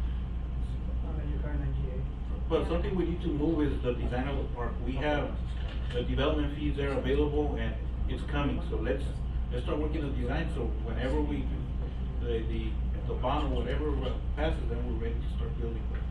But the design can't wait, let's be realistic with what we're gonna, and let's start, put out an RFP in.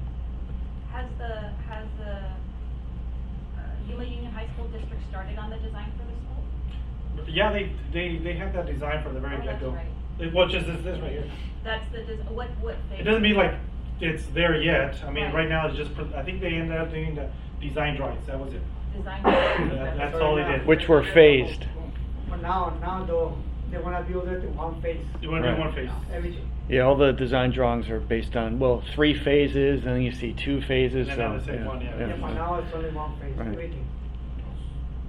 See, but that's one of the things that I think we're gonna get, from our voters too, is, you know, you're talking about the park and everything, but when is that high school gonna be built? When we were actually, when we sold it back then as, you know, 2020, now it's being pushed to 2021. I think with that, and I don't know, you're the experts on this, but breaking ground is significant. Yeah. So if we have that bond that the voters approve, at least to break ground, at least for them to see that we're moving along with it, I think that push on our part to the Union High School District also needs to be there. Besides, you know, telling them that, you know, we're looking into this and other areas of the city. Yeah, it'll be easier to sell that. I think It'll be easier to sell the $4 or $5 million. No question. bond, and that's almost a given. And none of the schools except Gila Ridge was built on that, all at once. Every other school was phased in. We can be the second. So anyways, if you have any further questions, I guess you can let Ian know, or Salina, or. Thank you, Jeff. Thank you, Jim.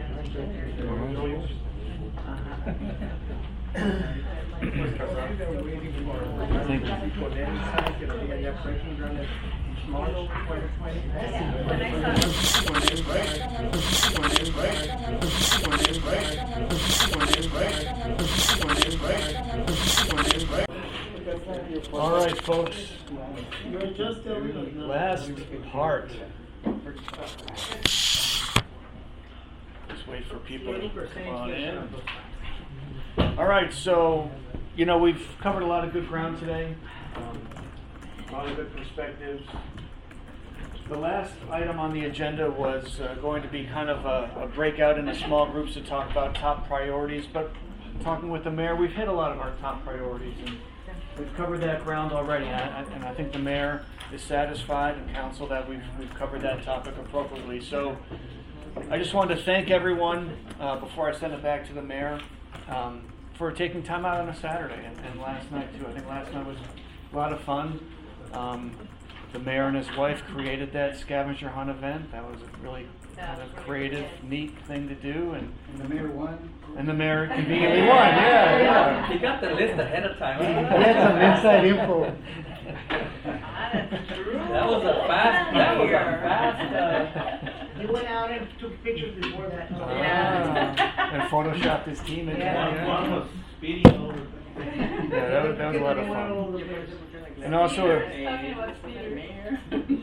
So good too. also a thank you to our new Deputy City Clerk, Andrea, for, this is her first event, putting it together, and very well done. So thank you. Good job. And again, thank you all for being here. I know you have lives outside of work, and you've got families and loved ones and chores and errands and honey-do lists and all those things. So to be here on your weekend means a lot, and you do it because not only it's your job, but clearly you care about your community. It's a privilege to work with each of you. You're professionals and dedicated to seeing Somerton improve. So thank you for that, and with that, back to the mayor. I'm gonna go around like they usually do, starting with the council members. Any kind of thoughts? No, just, thank you for being here. It's Saturday. Everybody has things to do. You never take that time, and just keep doing what you're doing. If you see something that needs to be fixed, just make sure you let your supervisors know, let Ian know, so it can be fixed. Some of the things, if there's an issue, I would say try to come up with a solution as well. Because Ian might not have all the answers, but since it's in your department, try to problem solve, with your team and but other than that, that's good.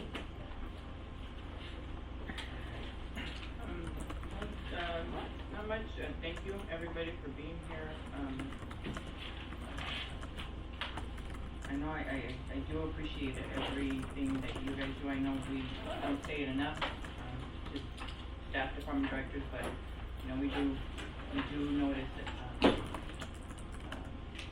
the stuff you do and that you take pride in what you do.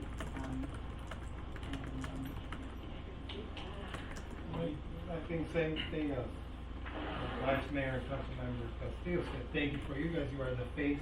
You are the hard workers. You make us look good in front of the community, because if it wasn't for you, we wouldn't have more people every other Tuesday. So thank you for your hard work and team, and you guys know that you guys always have our support, whatever it comes, and just continue following policies and procedures, and we'll be safe. Since I remember first time I got invited to come in when I was gonna run with council to participate in the press retreat, I have not regret being here at all the time that we have had all these retreats. It brings us all together as staff, not only with council members, but with staff as well, and just to share that. We get the reports from you guys pretty much every week, but it's not the same that seeing you guys here and talk about it and kind of talk about it, things that are going on with your department and how you want to get it improved. That's a big plus for each one of us as council members. And like Luis mentioned, it's not really us. When I hear people out there, talking about our community, how fast it's growing and how good it is, the streets and everything, and say it's not really the council, it's the staff, And I give praise to all of you guys. Yeah, we are the voice of the community, but at the same time, if it would have been for you, none of this would have happened. Thank you. Well, just on my behalf, to all of you guys, each one of you, thank you for being here, but also doing an excellent job. I know sometimes we come across as maybe we don't appreciate you guys sufficient, but we do. We really do. We see the work ethic, the pride that you guys put in doing your daily tasks, but also hold those under, that work for you in each individual department to the same standard. I think for me, increasing salaries, I've never had a dispute or doubt that each one of you as department heads deserve your salaries. I will be honest, there's been employees that I do doubt that they deserve what they deserve. And so with that being said, you know, it's evaluations. You know, evaluations. Always be evaluating your employees and seeing how they could improve to help us save, whether it's $1 or $2 here. It all adds up. It all adds up, and guess what? It'll come back to them because we'll be able to raise those salaries. And I think all of us in council are fully aware and we recognize that those salaries need to be bumped up. And believe me, we're trying the best we can to get those salaries at a level where at least is functional for their households. But we do need the employees' help. I mean, I could speak for each one of you guys that you guys are doing your part in helping us save and squeeze out the most we can of each dollar. But just like I vouch for you guys, I hope you guys can sit there honestly and say, I vouch for my employees. And that is through encouragement and evaluation, true evaluation of your employees. But other than that, I mean, just keep on the path that you're going, because it's a path where we see the big difference between now and like 10 years ago. You know, it's been the quality of life that we're offering our constituents, our members of our community. It's improved, and a lot of it, all of it, has to do with you guys. So again, I appreciate everything that you guys do for the community. Sorry. Thank you. You know, this setting just shows that, you know, we all have the same priorities, and I always enjoy this type of setting because it's informal and more. And I feel, you know, it was positive and it was efficient too. Just business, not a lot of just so. And again, just thank you for your time. We're done early. Can I Take say our selfie? On behalf of the other employees that are here, I want to thank my fellow department head members because we meet every Tuesday and we discuss these things and we talk a little bit about you guys on the side. But all jokes aside, the decisions that Ian and some of his staff have made, bringing in people like Serena, Jorge, Armando, Jesus, that's really made a difference. You said about a difference between 10 years ago. Now, I'm saying a difference between just last year and this year, a big difference. So, to my fellow department heads, Ian, thank you.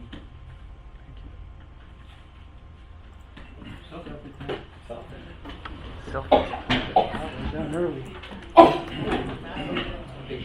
Make sure we have a selfie. Keep it at Somerton, keep it at local. We gotta do a selfie, an official selfie. Yeah. That's the one that saved us. Yeah, that's what we got to impress on that. Yeah. Saved us on all of them. Yeah,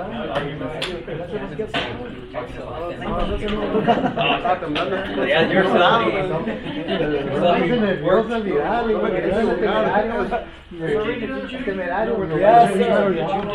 Yes, I did. We'll do a selfie, then you can take one. You're part of the team, senor. Careful, careful. There we go. Yeah, you're a leader. No, I'm the shoulder. Quiero olvidar.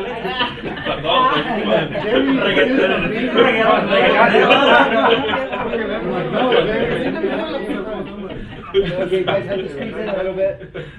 Squeeze in, squeeze in. More. Squeeze in. Squeeze in. Okay. Right there, we got it. 1, 2, 3.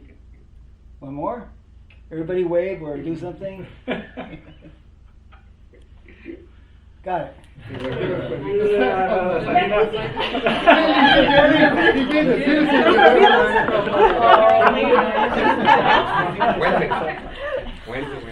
Now I'm gonna have to be on the list.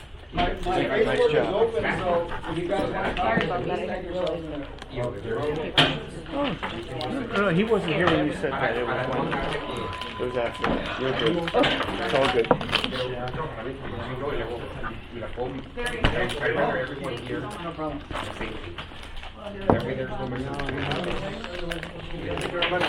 Thank you, sir. Well done. Pleasure. We'll catch up Monday, I'm sure. Have a good weekend.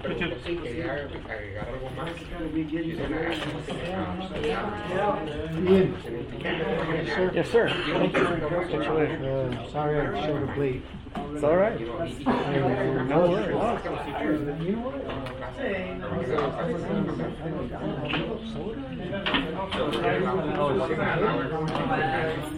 But I was drinking a lot.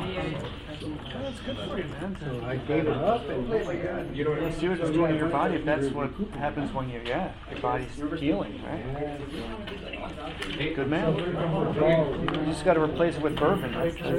No, I don't think so. Thursday tomorrow? Yes, sir. Bye, guys. Thank